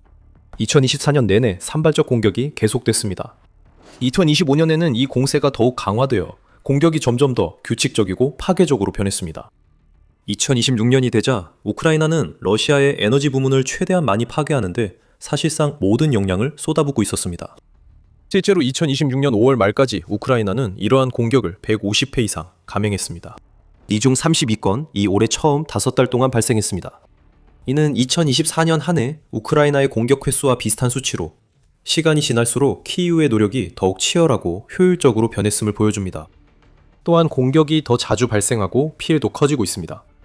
현재 우크라이나는 더 크고 성능이 뛰어난 드론을 보유해 더 멀리 비행하고 더 많은 폭발물을 실을 수 있습니다. 모든 타격이 더 중요해졌습니다. 모든 폭발이 더 커졌고 모든 화재가 더 거세게 타오르며 모든 공격이 러시아에 점점 더 막대한 피해와 점점 더 비싼 복구 비용을 남기고 있습니다. 키이우의 군대는 또한 러시아의 방공망을 찾아내는 대로 체계적으로 제거하고 있습니다. 이는 더 큰 목적에도 도움이 되는데 드론이 방해받지 않고 통과할 수 있는 틈과 경로를 열어주기 때문입니다. 이로 인해 우크라이나는 드론이 이동 중에 격추대에 걱정 없이 전선에서 훨씬 떨어진 정유소, 송유관, 연료 저장소까지도 타격할 수 있게 되었습니다. 이 전략은 많은 시간과 노력이 필요했고 우크라이나는 그 결실을 보기 위해 인내해야 했습니다. 하지만 이제 그 결실이 뚜렷하게 드러나고 있습니다. 러시아의 경제와 전쟁 능력이 감당할 수 있는 속도보다 훨씬 빠르게 불타오르고 있기 때문입니다. 이것에 대한 가장 확실한 증거도 2026년 5월에 나왔습니다. 우크라이나가 러시아 전역에서 가장 크고 가치 있는 에너지 부문 시설들에 대해 한 번도, 두 번도, 세 번도 아닌 무려 7번 연속으로 공격을 감행했기 때문입니다. 첫 번째 사건은 5월 5일에 발생했습니다. 우크라이나의 공격 드론이 러시아 레닌그라드 지역의 쿠리시시에 위치한 쿠리시 정유소를 공격한 것입니다. 수르구트네프테가스가 소유한 이 정유소는 러시아에서 두 번째로 큰 정유소입니다. 이 정유소는 2024년 한 해에만 무려 1750만 톤의 원유를 처리했습니다. 이는 러시아 전체 정제 능력의 6.6%에 해당합니다. 이 단일 정유소는 약 200만 톤의 휘발유, 700만 톤 이상의 디젤, 600만 톤의 중유, 그리고 약 60만 톤의 역청을 생산했습니다. 하지만 5월 5일 드론이 4개 중 3개의 원유 증류 장치를 손상시켜 전체 시설이 가동을 중단했습니다. 이것이 왜 중요한지 알려면 먼저 CDU가 무엇인지 이해해야 합니다. 원유가 지하에서 추출될 때 그것은 인간에게 별로 쓸모가 없습니다. 두껍고 끈적한 복잡한 탄화수소 혼합물로 유용하게 쓰이려면 정제가 필요합니다. 정제 과정의 첫 번째 큰 단계는 분별 증류입니다. 이 과정에서는 원유가 거대한 용광로를 통해 펌프로 보내져 극한의 온도로 가열되어 대부분 증기로 변하게 됩니다. 그 증기는 이후 대형 강철 타워인 이후 원유 증류 장치로 흘러들어가며 이곳에는 수십 개의 특수 트레이가 장착되어 있습니다. 증기가 위로 올라가면서 식게 되고 다양한 탄화수소와 기타 성분들이 타워 내에 서로 다른 높이에 위치한 트레이에 응축됩니다. 그 다양한 물질들은 이후 제트연료, 디젤, 휘발유와 같은 다양한 용도로 분리되어 사용될 수 있습니다. CDU가 없으면 정유소는 원유를 가장 원시적 형태로만 보유하며 분리나 추가 가공이 불가능합니다. 이것이 CDU가 우크라이나의 주요 공격 대상인 이유입니다. CDU가 멈추면 정유소 전체가 중단되기 때문입니다. 일부 목표물은 순간적으로 더 큰 영향을 줄 수 있습니다. 예를 들어 우크라이나 드론이 연료 저장 탱크를 폭파할 때 그렇습니다. 그것은 곧바로 소셜미디어에 퍼지는 바이럴 영상에서 인상적으로 보이는 거대한 불덩이를 만들어내지만 실제로는 석유의 흐름에 큰 영향을 주지는 않습니다. 예를 들어 탱크의 경우 러시아는 종종 몇 시간 만에 그것들을 교체할 수 있습니다. 하지만 CDU의 경우에는 겉보기에는 작은 피해라도 전체 시설에 영향을 미치기 때문에 엄청나고 광범위한 영향을 미칩니다. 또한 정유소가 가동 중이면 CDU 내부는 인화성과 휘발성이 매우 높은 증기로 가득합니다. 그 증기에 불이 붙는 데는 많은 것이 필요하지 않으며 한번 불이 붙으면 주변의 강철 구조물을 휘게 만들 정도의 고압 화재가 발생하고 진압하는 데 며칠이 걸릴 수도 있습니다. 또한 CDU는 매우 크고 높이가 최대 200피트에 이르기도 합니다. 이로 인해 CDU는 우크라이나 드론 조종사들에게 더 크고 쉽게 겨냥되는 표적이 되며 밤이나 시야가 좋지 않은 상황에서도 마찬가지입니다. 하지만 아마도 이 모든 것 중에서 가장 크고 최고의 장점은 바로 이것입니다. CDU는 교체하기가 매우 어렵습니다. 특히 지금, 그리고 특히 러시아에서는 더욱 그렇습니다.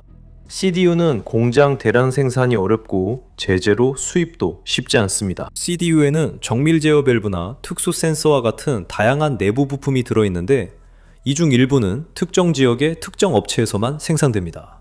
그런 업체들 중 다수는 러시아와 어떤 방식으로든 거래를 거부하기 때문에 크렘린의 엔지니어들은 다른 곳에서 구할 수 있는 임의 부품으로 어떻게든 버텨야 합니다. 이로 인해 엔지니어들은 손상된 CDU를 수리하는데 몇 달씩 걸릴 수밖에 없고 그 기간 동안 시설은 아예 가동을 멈추거나 크게 줄어든 용량으로 운영될 수밖에 없습니다. 이것이 쿠리시에서 실제로 일어난 일입니다. 우크라이나 드론 군집의 시설 공격 후 대형 화재가 발생했습니다. 이 사실은 나사 분석 위성 사진으로 확인됐습니다. 우크라이나 보안국 SBU도 이번 공격을 확인했으며 모인 시스템 부대와 특수작전 부대가 인접한 펌핑 스테이션의 저장 탱크도 타격해 러시아가 또 다른 대형 화재를 진압해야 했다고 덧붙였습니다. 그리고 러시아가 공격의 여파를 수습하느라 바쁜 동안 우크라이나 드론 조종사들은 이미 다음 공격을 준비하고 있었습니다. 5월 7일 그들은 다시 한번 공격을 감행했습니다. 이번에는 그들의 목표가 페름 지역에 위치한 페름 노스 정유소였습니다. 이곳은 모스크바에서 약 1460km, 즉 908마일 동쪽에 있으며 전선에서는 훨씬 더 떨어진 곳입니다. 러시아 최대 에너지 기업 중 하나인 루코일이 소유한 이 정유소는 러시아에서 처리량 기준으로 7번째로 큰 정유소로 연간 1200만 톤이 넘는 처리 능력을 자랑합니다. 이는 하루에 약 25만 대럴의 석유에 해당합니다.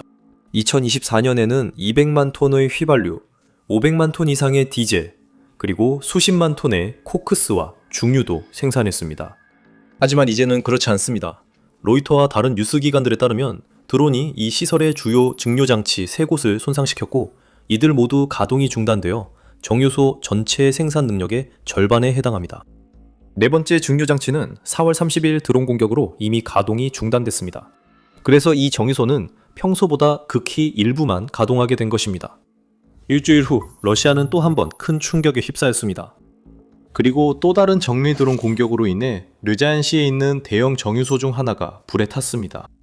5월 15일 이른 아침, 현지 주민들은 소셜미디어에 폭발음과 드론 소리를 들었다고 공유했습니다. 몇 시간 만에 인터넷에는 불길이 밤하늘을 집어삼키고 정유소 위로 거대한 검은 연기가 솟아오르는 영상과 사진들이 쏟아졌습니다. 곧이어 현지 당국은 산업시설에 피해가 발생했다는 사실을 인정할 수밖에 없었고 그 시설은 곧 리아잔 정유소로 확인되었습니다. 로스네프트가 소유한 이곳은 연간 약 1,700만 톤의 정제 능력을 가진 또 다른 대형 석유 정제 공장입니다. 우크라이나 감시 채널 슈퍼노바 플러스는 해당 시설에서 진공 증류 장치들이 불타고 있다고 보도했습니다. 그리고 이 정유 공장은 4개의 주요 원유 증류 장치와 진공가스 오일 수소화 처리, 촉매 개질 및 기타 중요한 공정을 위한 추가 시설을 갖추고 있는 것으로 알려져 있습니다. 구성 요소 중 하나라도 손상되면 이 정유 공장은 한동안 최대 생산보다 훨씬 낮게 운영될 가능성이 높습니다. 엔지니어들이 리아잔에서 피해를 겨우 평가하기 시작했을 때 5월 17일 모스크바 상공에서 드론이 목격되었습니다. 그들의 목표는 예상대로 또 다른 정유 공장이었습니다. 정확히 말하면 모스크바 남동쪽에 위치한 가즈프롬 자회사인 가즈프롬 네프트 소유의 정유 공장입니다. 이곳에서는 무인기가 시설과 충돌한 후 운영이 중단되어야 했습니다. 모스크바 시장 세르게이 소베니는 이번 사건을 확인하고 대중에게 피해를 축소해서 알렸지만 익명의 소식통들은 이후 공장이 다시 가동되기까지 최소 며칠이 걸릴 것이라고 밝혔습니다. 그리고 이곳은 단순한 공장이 아닌 러시아 수도의 주요 연료 공급원으로 수백만 도시민과 수천 기업에 직접 영향을 미칩니다. 모스크바 정유소 역시 다른 시설들처럼 인상적인 수치를 자랑합니다. 이 정유소는 2024년에 1160만 톤의 원유를 처리했고 약 300만 톤의 휘발유, 또 다른 300만 톤의 디젤, 그리고 약 130만 톤의 역청을 생산했습니다. 우크라이나는 거기서 멈추지 않았어요. 5월 20일 더 많은 드론이 러시아의 대도시 중 하나인 니즈니 노브고로드가 있는 니즈니 노브고로드 지역의 또 다른 루코일 정유소를 타격했습니다. 이 시설은 모스크바에서 동쪽으로 약 450km, 즉 280마일 떨어진 곳에 위치해 있으며 연간 약 1,700만 톤의 석유를 정제해 러시아에서 네 번째로 큰 정유소입니다. 이곳은 러시아 두 번째 휘발유 생산지지만 공격으로 주요 CDU가 손상돼 운영이 중단됐습니다. 그 단일 CDU는 이 시설 전체 정제 능력의 약 절반을 담당하고 있으며 이는 하루에 약 19만 배럴에 해당합니다. 공격 이후 공개된 사진과 영상에는 대형 화재와 CDU 구조물에 눈에 띄는 손상이 포착되어 러시아의 궁지에 몰린 에너지 부문에 더욱 큰 압박을 가하고 있습니다. 그리고 러시아가 잠시 숨을 돌릴 수 있을 거라고 생각했다면 그것은 완전히 오산이었습니다. 이전 공격 하루 만에 또 다른 지역에서 공격이 발생했습니다. 5월 21일 드론이 사마라 지역에 위치한 로스네프트 소유의 시즈란 정유소의 주요 CDU를 타격했습니다. 해당 CDU는 공장 전체 용량의 70%를 담당하고 있었으며 공격 이후 가동이 중단되었습니다. 수리에는 최소 한 달이 걸릴 것으로 예상됩니다. 이 정유소는 보통 하루에 약 17만 배럴의 원유를 처리하여 매년 150만 톤의 디젤과 대량의 휘발유, 연료유를 생산합니다. 하지만 당분간 생산은 완전히 중단됐습니다. 우크라이나의 5월 대혼란도 아직 끝나지 않았습니다. 5월 25일 밤 우크라이나군 총참모부는 이번 달 들어 7번째로 석유 인프라 공격에 성공했다고 확인했습니다. 이번에는 블라스크 부근의 차야시 근처 벨로츠 석유 저장소에 집중했습니다. 우크라이나 국경에서 수십 킬로미터 떨어진 곳입니다. 4만 톤이 넘는 석유 제품을 파괴할 수 있는 이 장소는 러시아 군대에게 매우 중요한 곳입니다. 이곳은 크렘린이 연료를 보관하며 이 연료는 트럭을 통해 쿠르스크와 벨고로로드 등 최전방 부대의 보급품과 탄약을 운송하는 데 쓰입니다.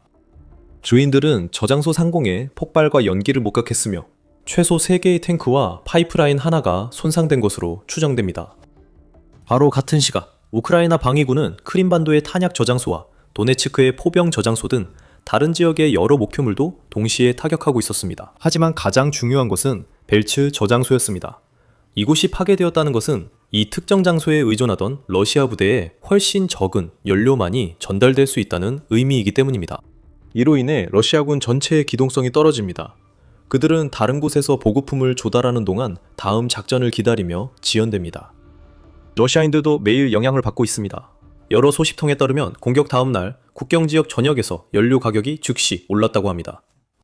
이런 공격이 단독이나 고립된 사건이면 큰 영향이 없을 수 있습니다. 러시아는 대형 정유소 한두 곳이 일시 가동 중단돼도 감당할 수 있으며 드물게 발생하는 연료 저장소 화재 등 물류 문제도 처리할 수 있습니다. 하지만 누적적으로 보면 특히 이런 공격들이 이렇게 가까운 시기에 연달아 발생할 경우 러시아는 이 모든 공격에 파괴적인 영향을 감당할 수 없을 것입니다. 러시아의 석유 생산량은 위험하고 전례 없는 수준으로 급락하고 있으며 석유가 덜 정제될수록 모든 것이 영향을 받게 됩니다. 탱크와 차량들은 연료 부족으로 전선 공격에 투입할 수 없습니다. 식량과 탄약 등 보급품이 필요한 곳에 전달되지 않습니다. 전쟁 전체의 진행이 느려지고 정체될 수밖에 없으며 이는 같은 위기를 겪지 않는 우크라이나군이 러시아군의 약점을 공격하고 적을 후퇴시키는 기회를 더 많이 얻게 만듭니다. 한편 러시아는 수출할 석유도 줄어들었습니다. 이는 국가 금고로 들어오는 수익이 줄어든다는 뜻이고 이는 전쟁을 지속하는 데 필요한 드론과 탄약 생산, 조달, 모집, 급여 등 모든 것에 쓸 수 있는 돈이 줄어든다는 의미입니다.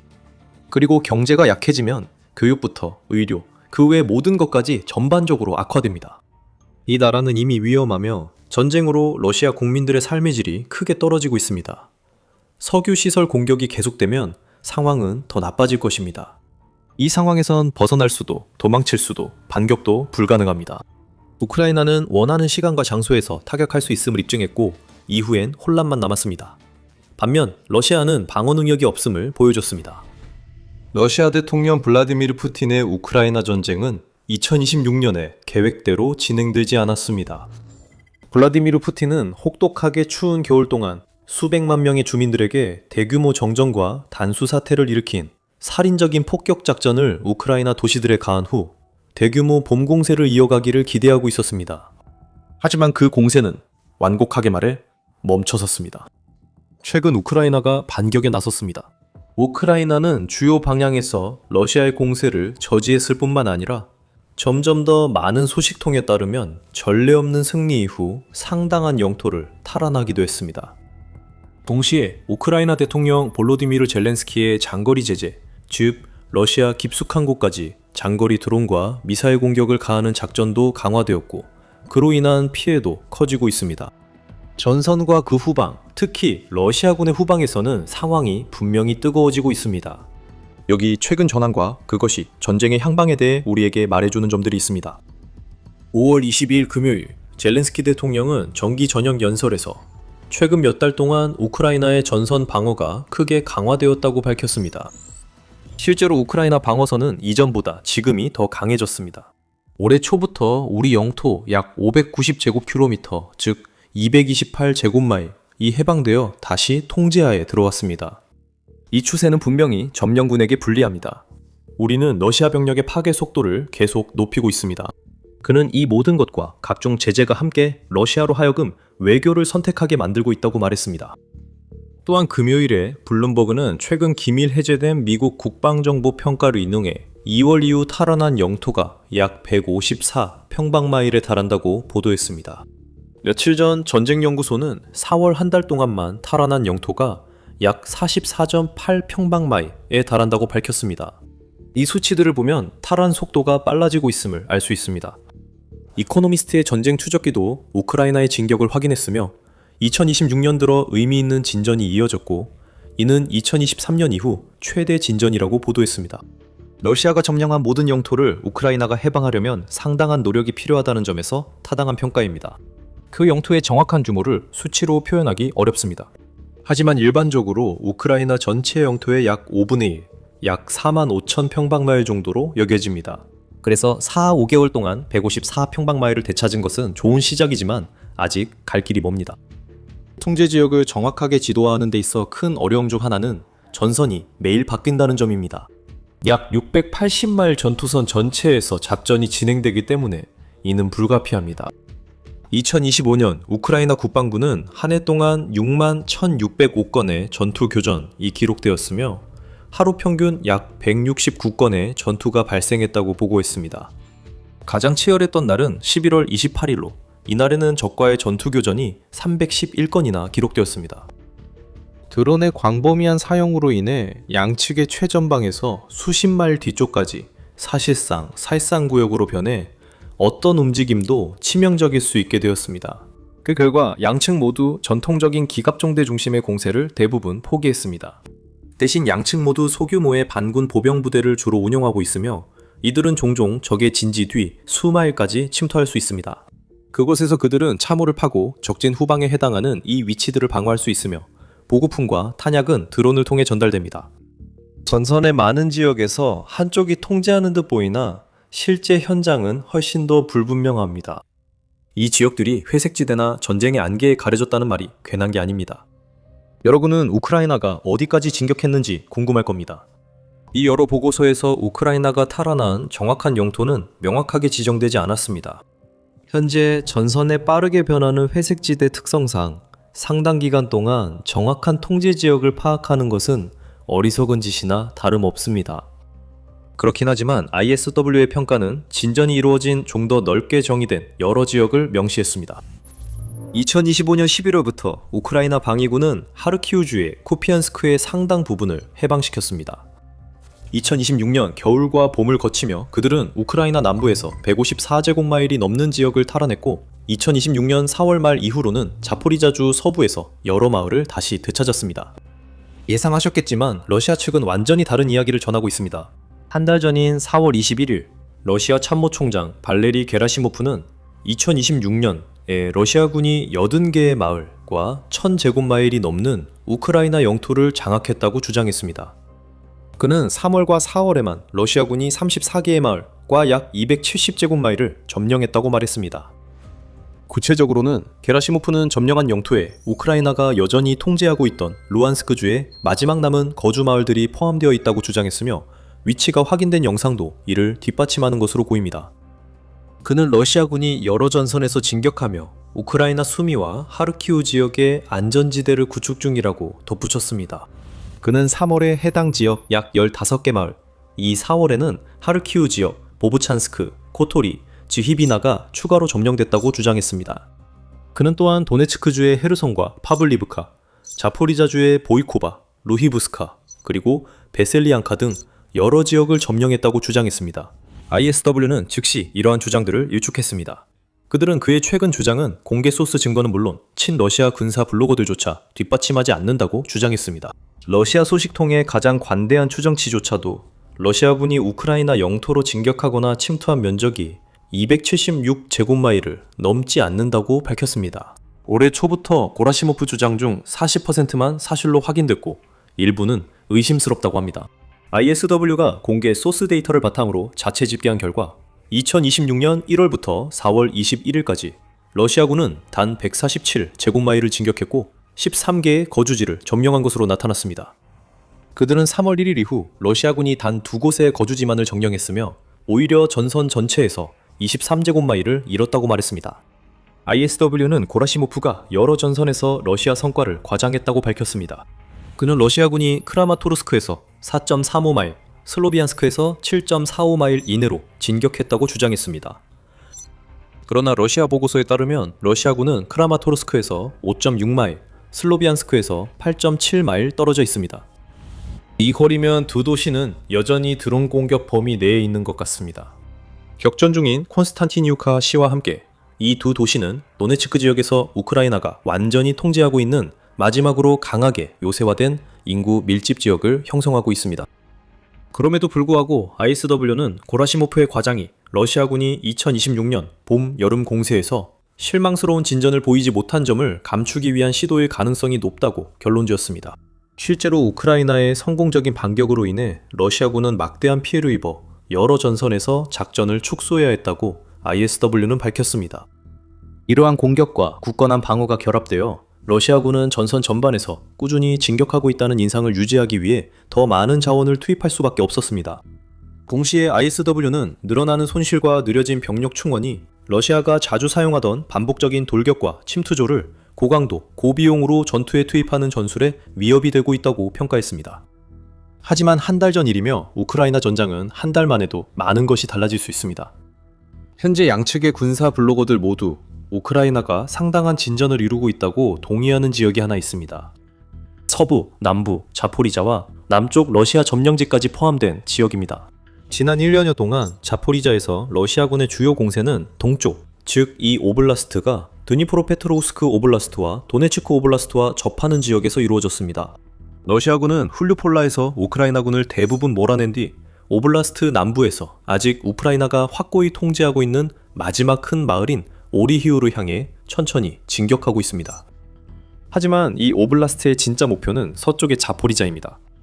이곳에서는 끊임없는 우크라이나 드론 공격으로 막대한 피해를 입으면서도 러시아군이 결국 M18 고속도로를 따라 북쪽으로 조금씩 진격하는 데 성공했습니다. 그들은 스템노우르스크 일부를 점령하고 파블리프카에 접근하는 데 성공했습니다.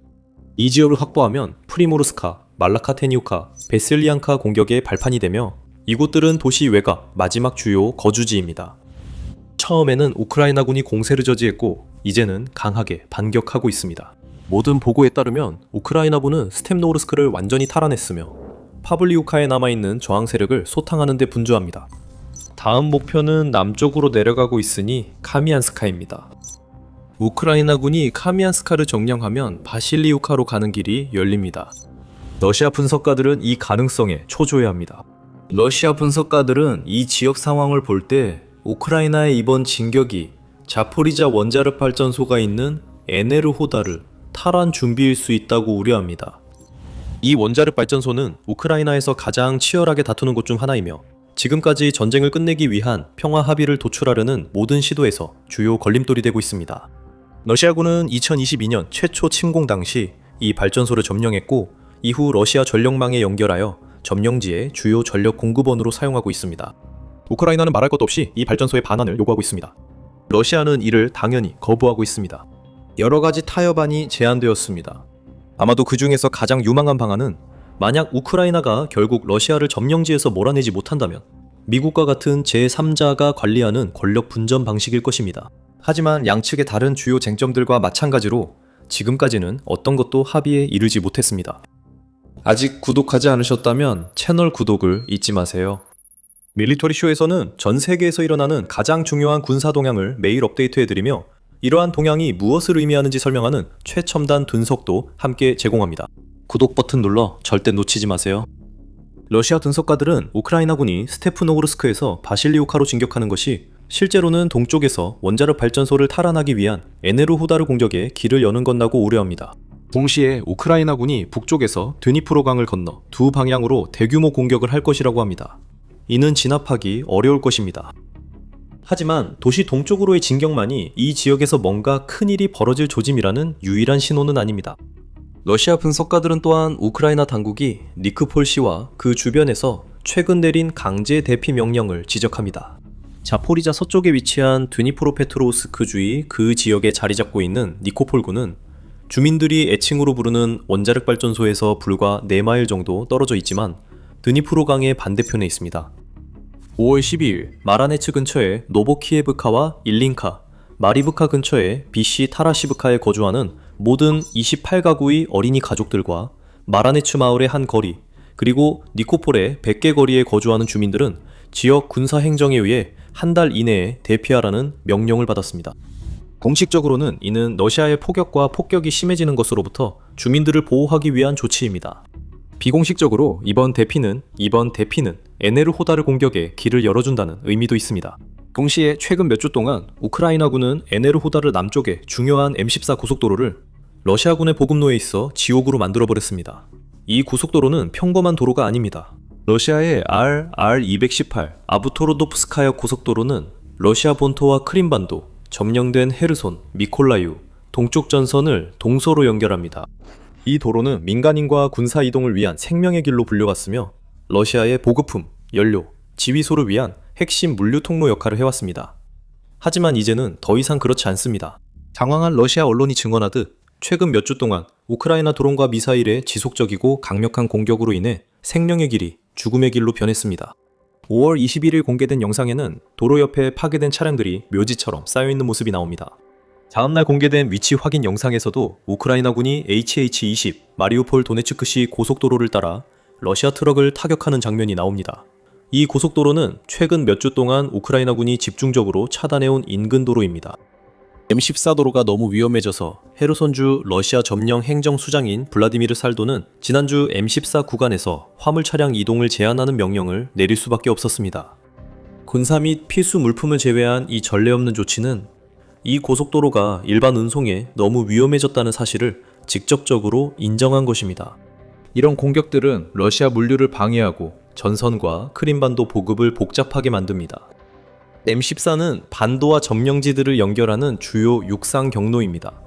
하지만 만약 우크라이나가 에네르호다르를 탈환하기 위한 기습 공격을 계획하고 있다면 공격은 바로 우크라이나가 러시아의 증원 시도를 저지하려 할 그 지역에서 벌어지고 있는 것입니다. 지금 이 단계에서 우리는 이것이 모두 단순한 추측일 뿐임을 강조해야 합니다. 우크라이나는 에네르호다르 공세 진행을 거의 언급하지 않고 있습니다. 하지만 다시 생각해보면 곧 있을 기습 공세라면 바로 이런 반응이 예상되는 것이기도 합니다. 우크라이나는 2023년에 대규모 반격 작전을 펼치겠다는 의도를 널리 알리는 실수를 저질러 러시아군이 성공적으로 방어할 시간을 주고 말았습니다. 하지만 그들은 그 실수에서 교훈을 얻었을지도 모릅니다. 우크라이나의 다음 대규모 공세, 즉 2024년 쿠르스크 침공, 이른 완전한 침묵 속에서 준비되었고 이로 인해 러시아군은 완전히 허를 찔렸습니다. 따라서 에네르호다르에서 기습이 발생해도 젤렌스키나 총사령관 올렉산드르 시르스키에게서 가장 먼저 소식을 듣진 못할 것입니다. ISW가 강조하듯이 스템노우르스크를 통한 진격, 니코폴의 대피 명령, 그리고 특히 M14 공격, 이 단순히 우크라이나의 2026년을 위한 광범위하고 효과적인 전략의 일부일 가능성도 있습니다. 연구소에 따르면 우크라이나군은 최근 몇 달 동안 중거리 타격과 전장 항공 차단을 크게 강화하여 전장에 연쇄적인 효과를 일으키고 러시아의 진격을 저지하고 있습니다. 이러한 공격들은 우크라이나의 지상 진격에도 추진력을 제공했습니다. 하지만 이러한 성공에 또 다른 핵심 요소가 있는데 이것이 러시아를 완전히 놀라게 했습니다. 스타링크에서 차단하는 것입니다. 앞서 언급한 미국 국방정보기밀 해제 평가는 이 조치가 2026년 우크라이나 진전의 핵심적이라고 지목합니다. 스타링크는 우크라이나 작전의 핵심으로 전선과 장거리 타격, 유도에 쓰이지만 러시아인에게는 제공되지 않습니다.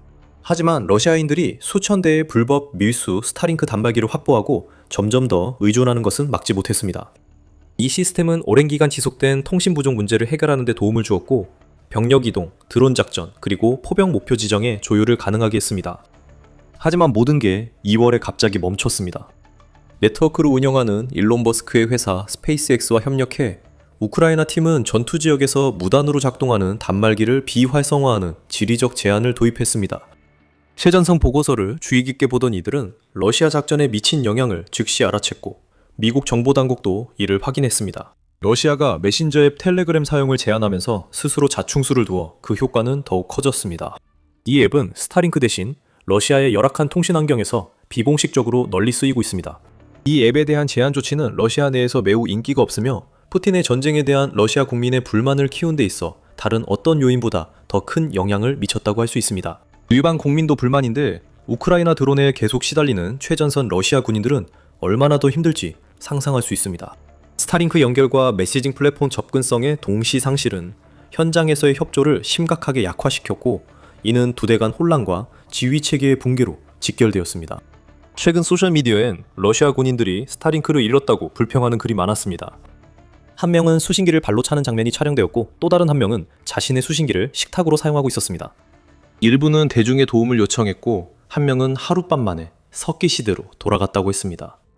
우크라이나는 혼란을 틈타 이를 적극 활용해 전진했습니다. 우크라이나 당국은 2026년 진격에서 스타링크 중단이 역할을 했다고 인정하지만 그것만이 성공의 유일한 이유는 아니라고 반박합니다. 젤렌스키는 남부에서의 작전이 스타링크 관련 결정이 내려지기 한 달 전에 시작됐다고 밝혔으며 이는 더 큰 틀 안의 한 요소에 불과하다고 시사했습니다. 전 디지털 전환도 장관이자 현 국방부 장관인 미하일로 페도로프도 이에 동의하며 스타링크 단말기 제한과 중거리 타격 드론의 사용이 우크라이나에 유리하게 전세를 바꾸는 데 기여했다고 말했습니다.